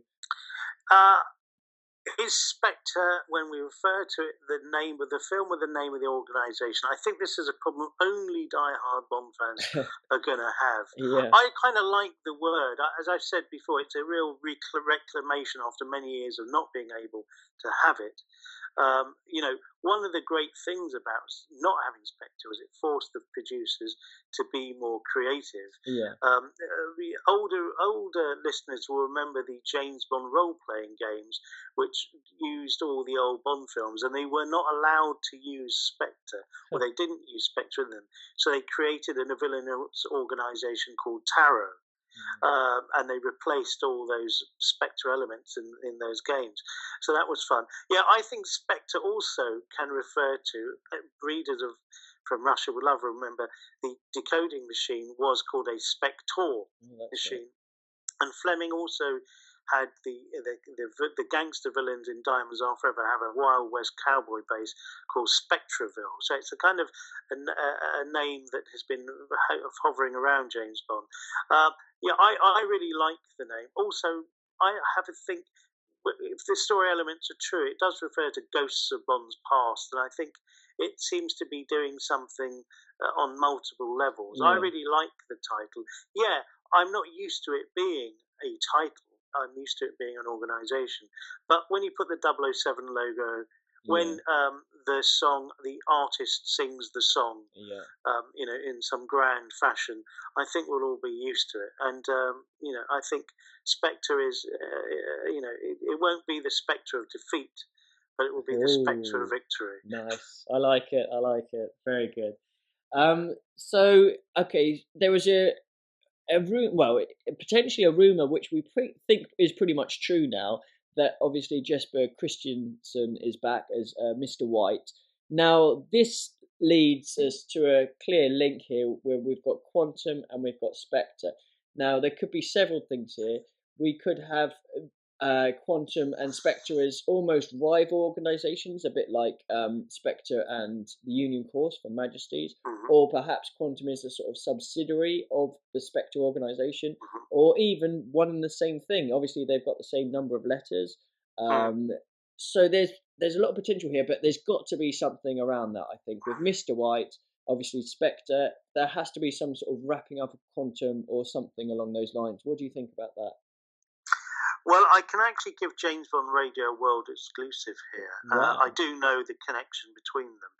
The connection between Quantum and Spectre is a bit like the connection between the Cubs and the Scouts. Yeah. You start off in Quantum, and if you're good enough, you go to Spectre. It's that simple. You get that special badge on your... It's the nursery pool for international criminals. It's Quantum. And once you've done that, you go with the big boys. Then you go with the big boys. So that I know it's true because I read it on a forum on the internet somewhere. So it has to be true. Oh, it has to be true in that case. Yeah, without a doubt. And didn't you yourself sign up for Quantum to sort of test it out to see how good you do? I did sign up for Quantum to see how Jess would do, but I hate opera.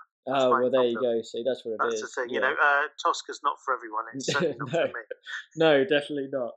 Okay, well, the main sort of question I think then that everyone sort of it wants to sort of answer now, Bond 24 Spectre, what would you like to see out of the film?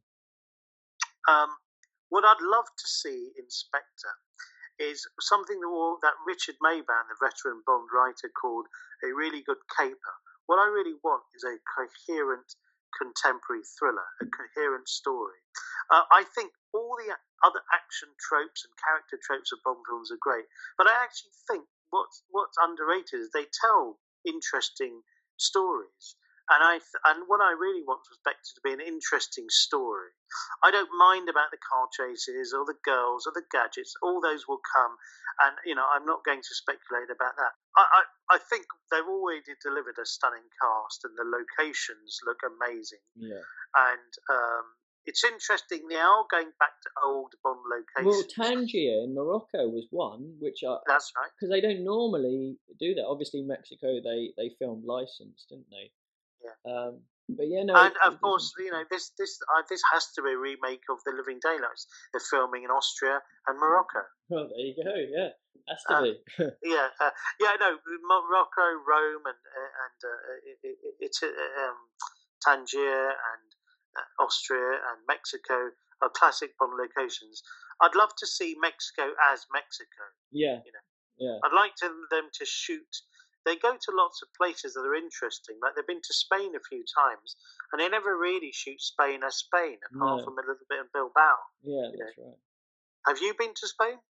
I have, yeah. I've been. Well, I went to Barcelona for a week recently, and I think that would make a really, really solid Bond location. There's a lot of stuff going on visually. There's lots going on, and I think it would make a great location there one day. Exactly. So I think I totally agree with you. I think Spain for Spain and Mexico for Mexico will be interesting. And let's see what they do. I mean, I think also the days of where you spend a lot of time in one location are gone.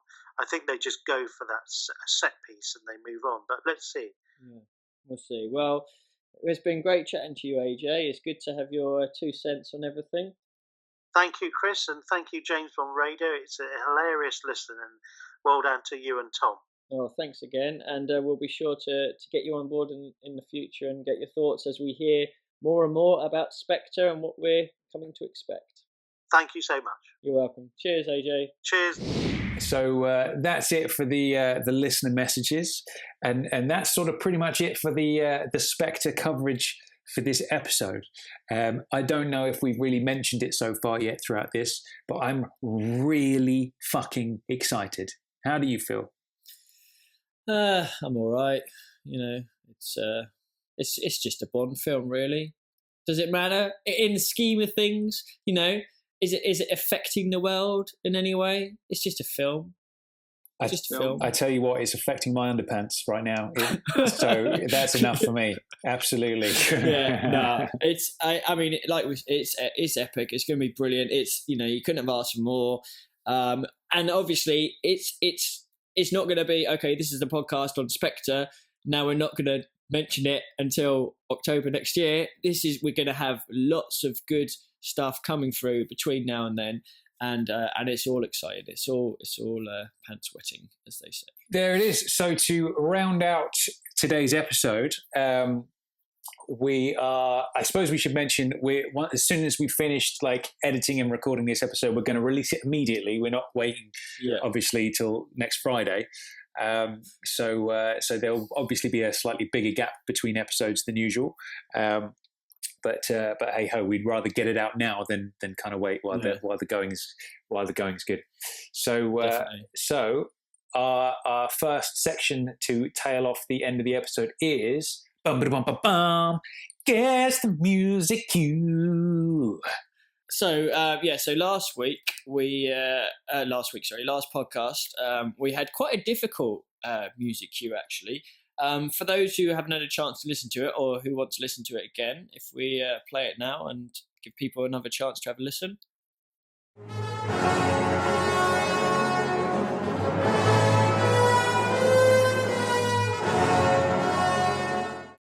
Okay, so what did you think of that one, Tom? Any ideas? I had a strong suspicion that it was from The Living Daylights.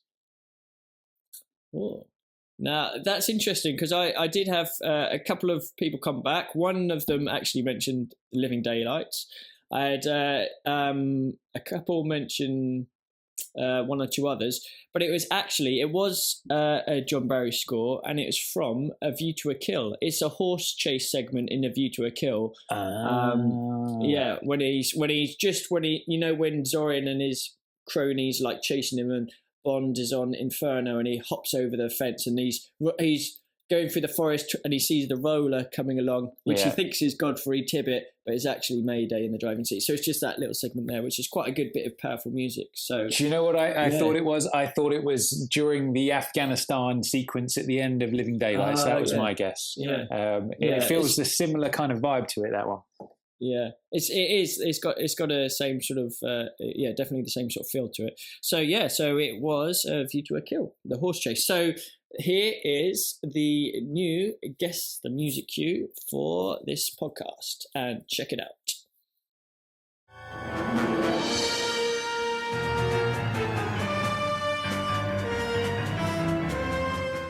So, Tom, what do you think of that one? Any ideas yet? I got a bit, man. As I've said before, I'm rubbish at these. Again, it's like your quotes. I'm stumped, and then I get little inklings later on. But at the moment, I don't know. I'm stumped on this one. Yeah. Okay. It's another bit of a tough one, but yeah. So, anyone who's got an idea, message us on Facebook. Let us know what you think, and if you've got any quotes as well, then send them on through, because we do like the listener quotes. We do indeed. They are awesome. So, on that note, then it's the guess the quote round. Ooh, and go on. This is an interesting one. So I think did the last quote, didn't I? So it is Bond, James Bond. So okay, so my quote from last time was, "Oh, a surprise." Now, as I mentioned last time, I knew it, and it was on the tip of my tongue, and it drove me mad all night. And my first thought was, is it from Goldfinger when he gets the guy in the hotel to give him the key into Goldfinger's suite? But then I remembered it wasn't, because I remember it was a maid who said, "That's Mr. Goldfinger's suite." Yeah, that's it. Nice. And then I remembered it's from The Man with the Golden Gun when he goes into Miss Anders' suite, and it's the little dude, and he's like, "Oh, a surprise!" and yeah, that's it. Yeah.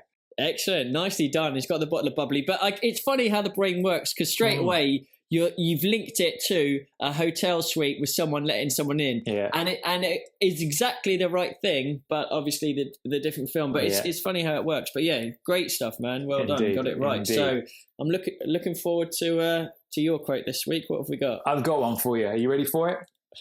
Yeah, go for it. Okay. I'm not going to go chasing him. He's not important. Ooh. Now that's a good one. Can we hear that one again? Of course. I'm not going to go chasing him. He's not important. Ooh. Any ideas on that one? Not straight away, no. I've got an inkling of the potential Bond actor in terms of the films that I think it might be in. But that's as far as I've got at the moment. So all right. Okay. I have to have a think. Interesting.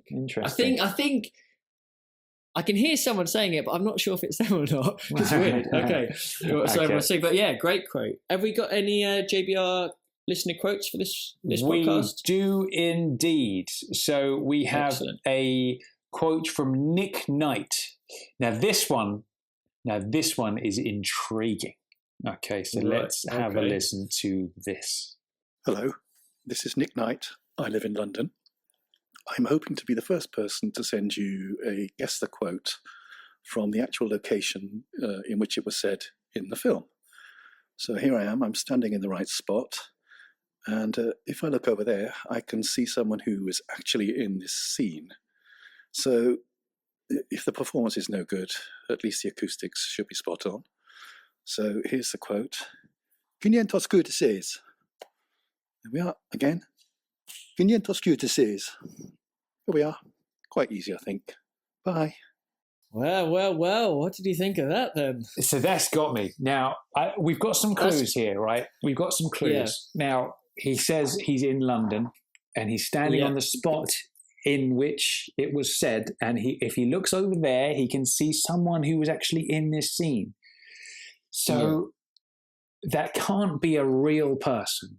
That's got to be maybe it's like a statue or a painting or something along those lines. Now, what I will add, and this is somewhat cheeky of me, is that his email address includes a reference to Sir Hilary Bray. So I'm thinking it may be a Majesty's angle, but I cannot. This isn't like one of those where I get an inkling. I'm stumped on this. He said that he's from London, but did he say he's in London? So he could be somewhere else. That's true. That is a good point. I just assumed he's in London, actually. But you're looking at the language, and I think that's where you start. Is it Russian? It sounded kind of Russian, and then you're thinking, okay, what could it be? Could it be perhaps something from GoldenEye? Could it be perhaps something maybe the Living Daylights in the pipeline if it's Czech or something. Mm. But I don't know. It like initially I had thoughts of GoldenEye, I think, but I'm still not sure yet. But the fact is, he's in the place with it's got to be a statue. I'm sure it's got to be a statue. So, well, it's a good one. Is this our first sort of foreign accented Bond quote? I think it might be. I don't recall any of it so far. No. Yeah. No. But it's a good one anyway. So great quote, Nick. And I think it's one where if you play it in your head like 50 times back to back, you might get it or you get an inkling. But if you hear it just off the cuff like that, yeah, it's great. It's good. I like it. It's a good one. Challenge. It is a challenge indeed. So that's it for the quote round for this week. Now, basically, well, that's pretty much the end of this episode. Well, just to let you know, this week, because we've been going through Spectre and Bond 24, we're not doing Bond facts for this week because it's Bond speculation rather than Bond facts. Bond speculation. Yeah, exactly. That's how they all sound. It's just Bond facts, Bond speculation. But we still got the trivia round to answer. Indeed, we do. Well remembered. So, if I ask my question again, which was, in which Bond films is the name Spectre mentioned? That would be Dr. No. Yep. That would be From Russia with Love. Yep. Thunderball. Yep. You Only Live Twice. Yep.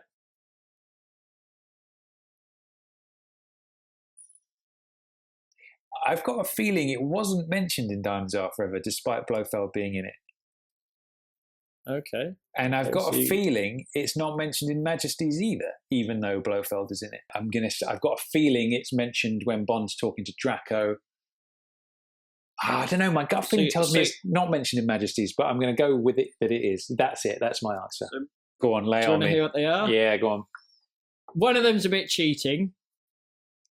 Okay. Never Say Never Again. Oh, yeah, all right. That's fair enough. But the other one, You Only Live Twice.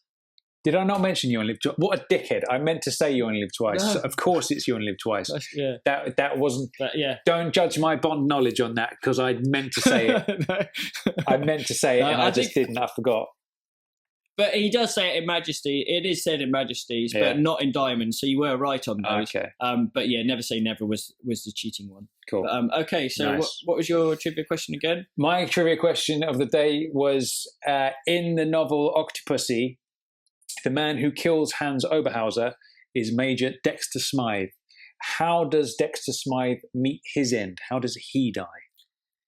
Right. As far as I can remember, Bond goes to visit him in Jamaica, but that morning he happened to do, like Fleming, go for a snorkel in the nearby corals, where he came across a certain octopi which might be venomous.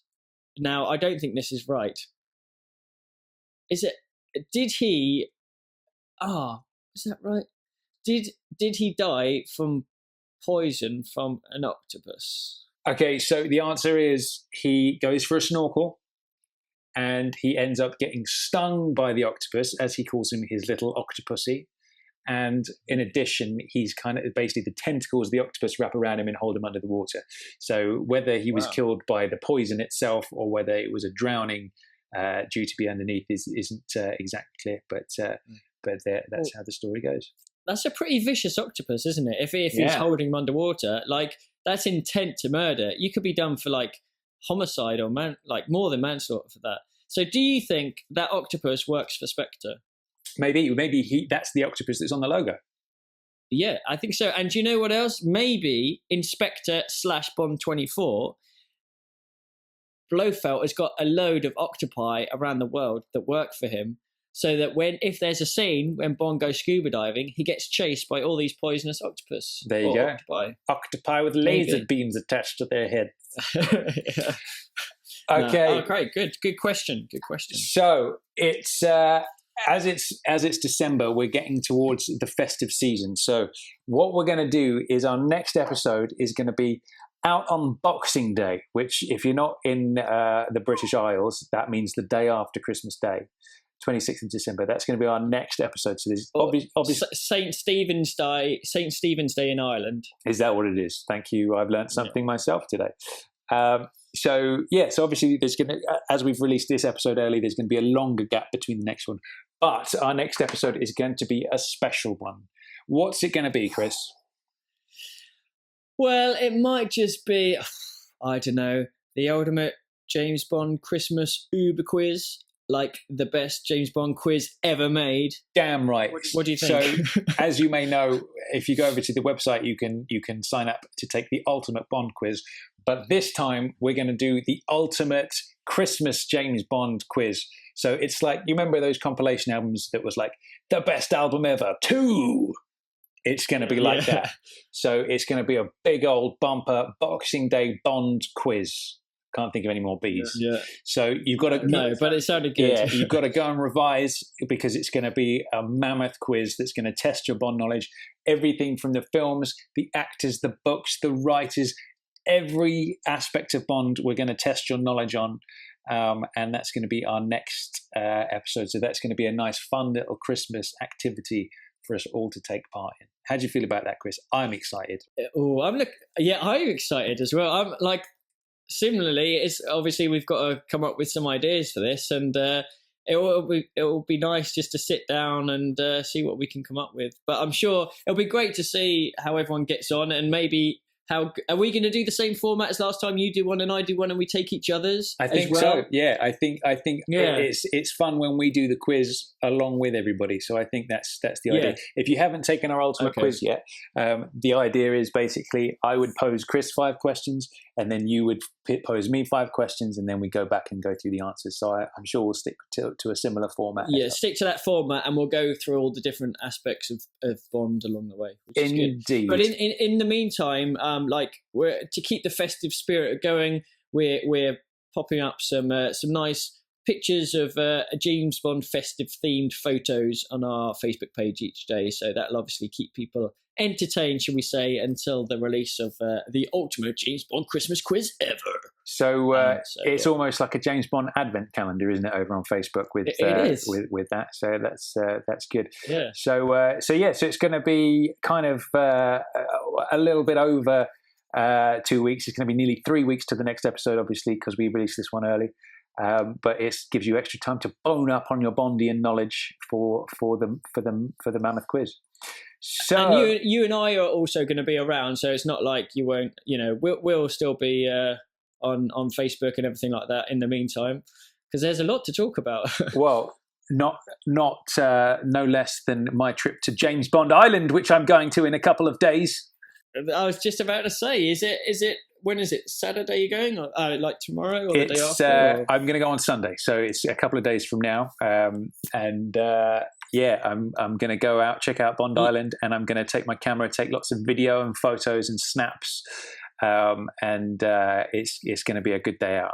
You must be buzzing about that. I am, big time. Oh my God! Like, are you gonna?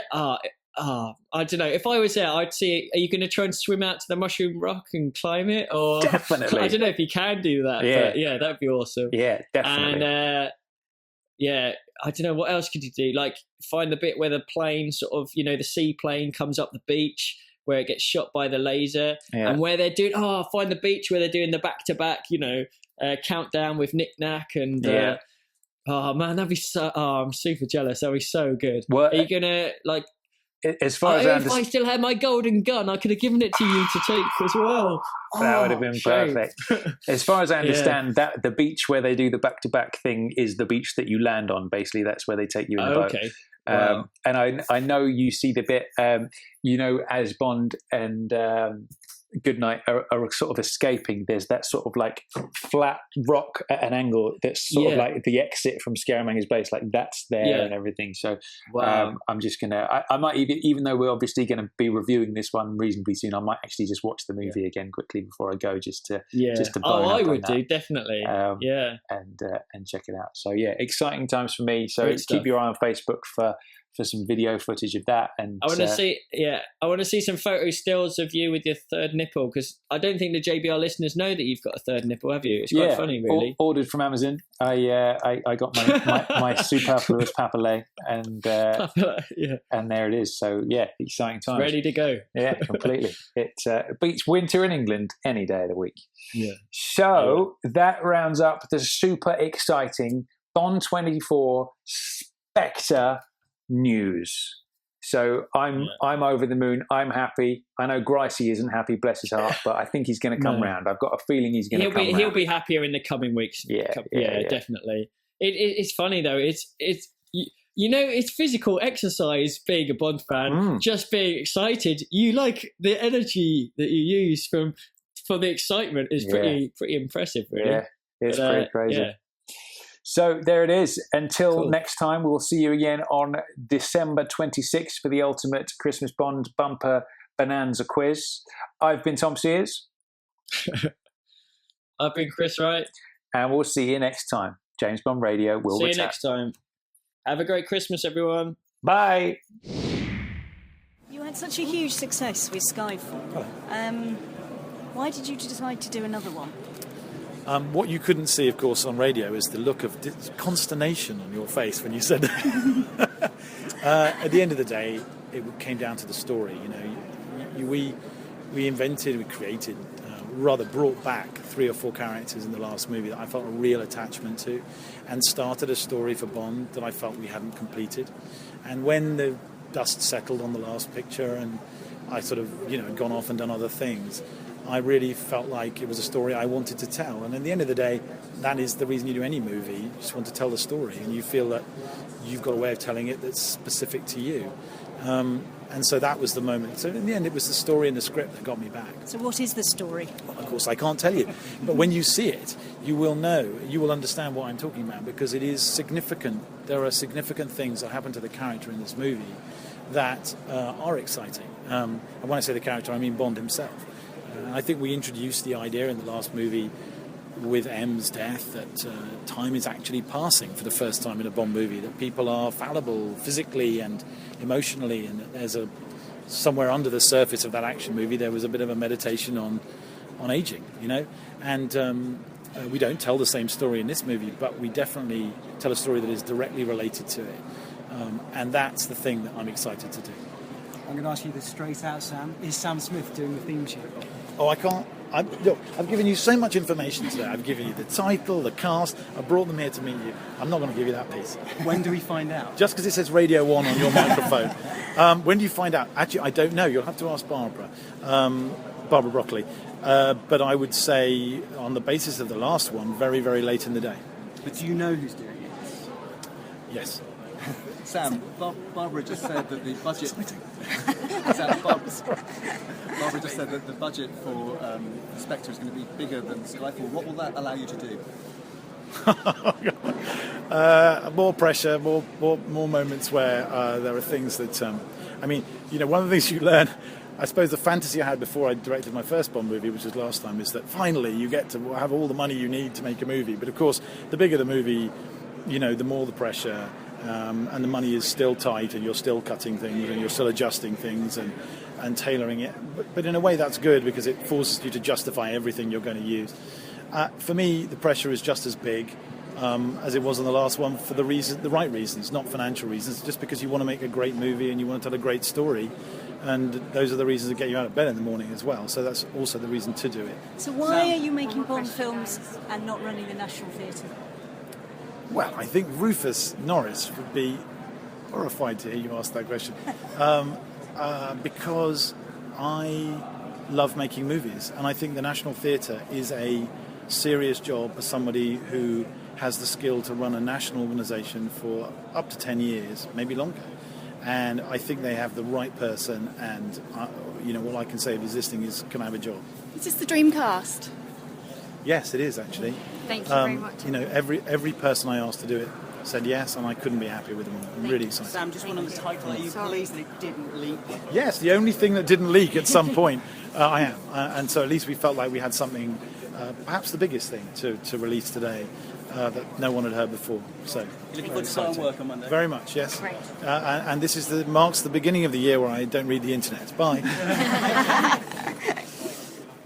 Hello, how are you? I'm all right, thank you. So your second Bond movie, how exciting. Yeah, it's tremendously exciting. It was exciting to be asked to do one, and now to be asked back is doubly exciting. What do you make of the new additions? I think they're incredibly interesting. I really am such an admirer of all these actors who are joining the team. Lea and Christoph and Andrew, Monica. You know, it's really rich and wonderful. Give us a sense of what it's like being part of this Bond bandwagon as an actor. Well, to be honest, it's a lot like any other job, apart from occasions like this, when you're suddenly confronted with the reality and you hear the theme tune and there's people and there's this amazing spectacle. But day to day, it's like doing anything else. And it's really only on these occasions when you go, oh my goodness, I'm in a Bond film. And it feels massive and a bit daunting. But most of the time, it's all right. How conscious are you that you're a part of history? Well, again, you can't really dwell too much on that. But just last night, last time when we did Skyfall, I got given this beautiful Taschen book, about this big. You can't see how big that is, but it's a big book, and it's got hundreds of pages all about all the Bond films, all the 23 Bond films before this one. And I was just flicking through it, and looking at all the pictures and all the other Bonds and all the other Qs and all the other Moneypennies and everything else, and I did feel excited and had a little moment. Yeah.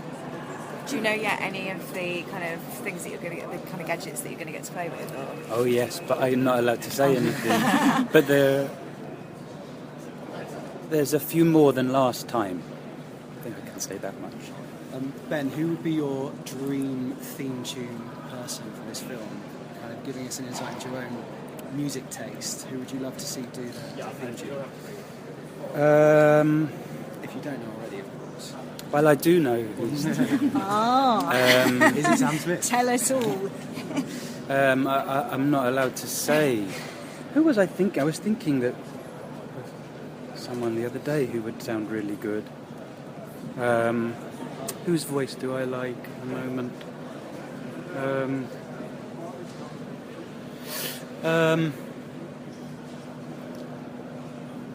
Well, yeah, sorry, I have to come back to it. When you say you're not allowed to say, what would happen to you if you did?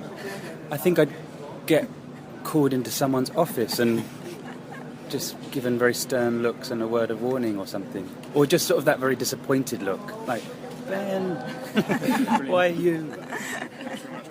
Thank you. Good luck, Kate. Big boots to fill, Judi Dench. Yeah. How does that for you? Well, no, she did an amazing thing with them, but I hope I can bring my own something to it. I don't know yet. We're rehearsing and discussing, and no, of course, Judy's was fantastic. Yeah. I think she still haunts this movie in a way you'll find out. Oh, give us a sense of your though.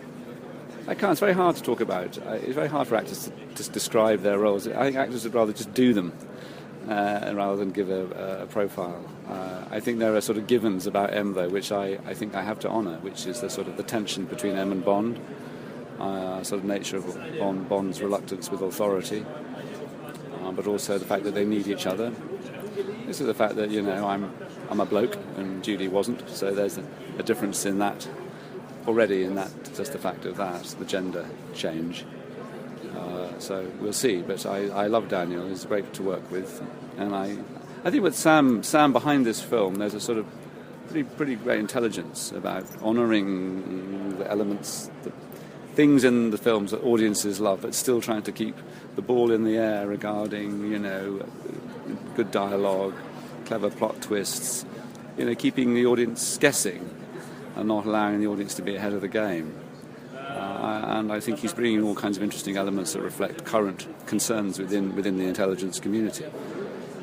What's your earliest Bond memory yourself, the first one you watched? Going to see On Her Majesty's Secret Service, aged about 9, my father taking me to see the local cinema in Dorset.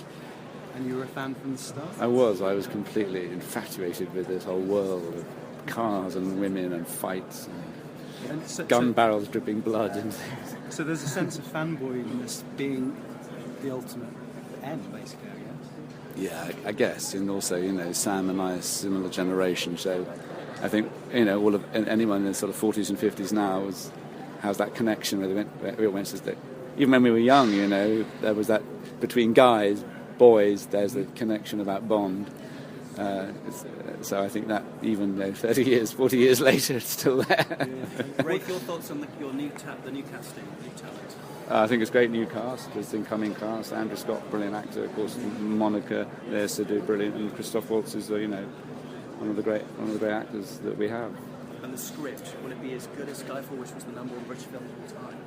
I hope so. I mean, Sam's got this same writing team who are all brilliant writers, and I think there's an interesting sort of follow-on from things in other films and bits. So I wouldn't say it's a sequel, but I think there's a connective tissue. So there's a sense of sometimes the Bond films just have a clean break, but I think Sam is connecting things from other films. And what did you think when you heard the title was Spectre? Well, of course, it promises, if you know the books, you know what it might be hinting at. Special Executive for Counter-Terrorism, Revenge and Extortion. And it's a creation of Fleming, so I think that tells you, you don't have to look very far to tell you that what that might be hinting at, suggesting. Lots of people. Thank you. Thank you very much.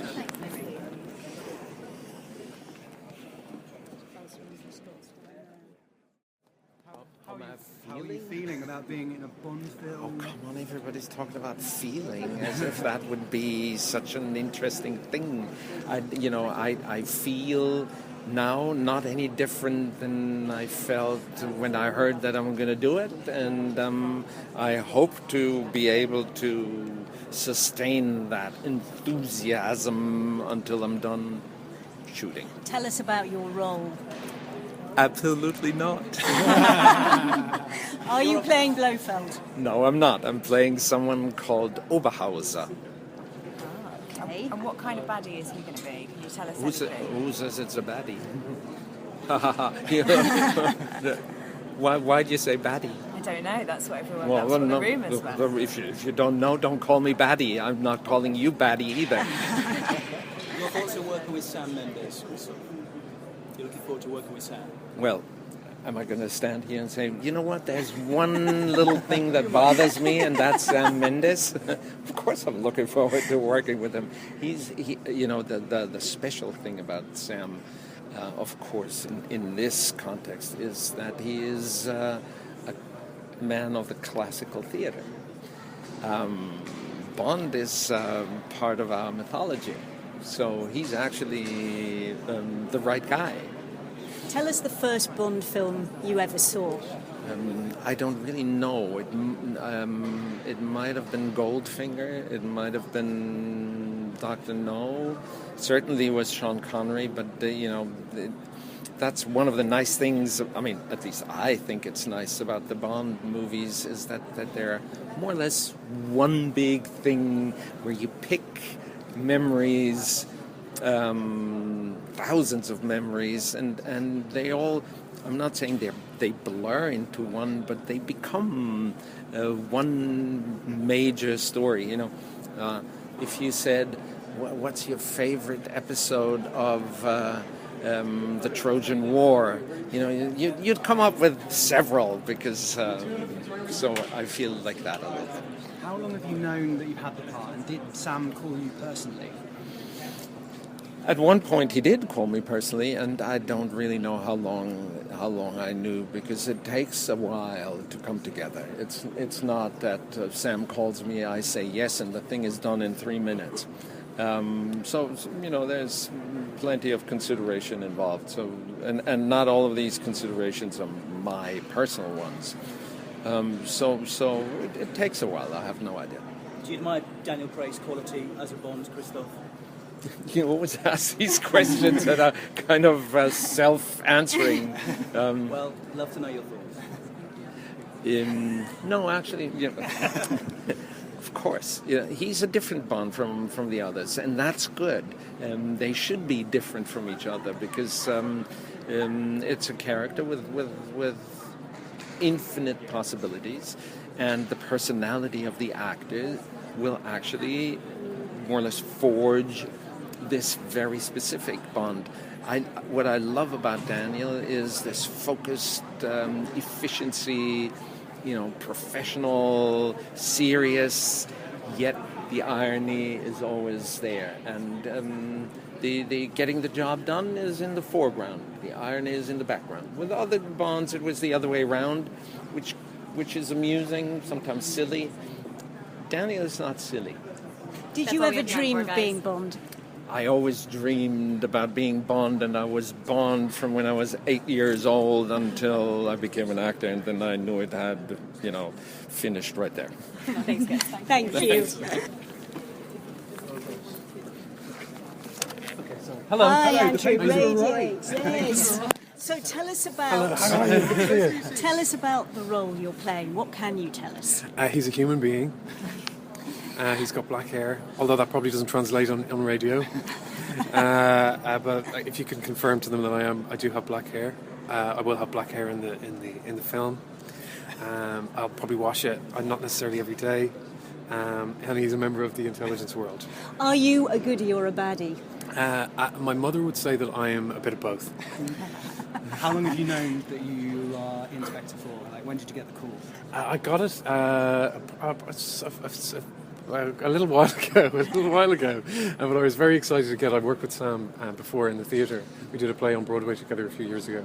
So he's brilliant with with actors, and that's what's really exciting about his Bond movies. I think is that he's just got these fantastic actors and really great opportunities for good acting. So I'm delighted to be counted alongside some of the brilliant cast members here. What does James Bond mean to you, Andrew? I think it means, I think they've sort of changed over the years, but certainly with Skyfall, which I thought was really brilliant, I found it sort of very unexpectedly moving, and I think this script is very, very moving, but it's still got all those elements, of adventure and action and great wit and all that kind of stuff. But it's the quintessential entertainment. And what was the first Bond film that you saw?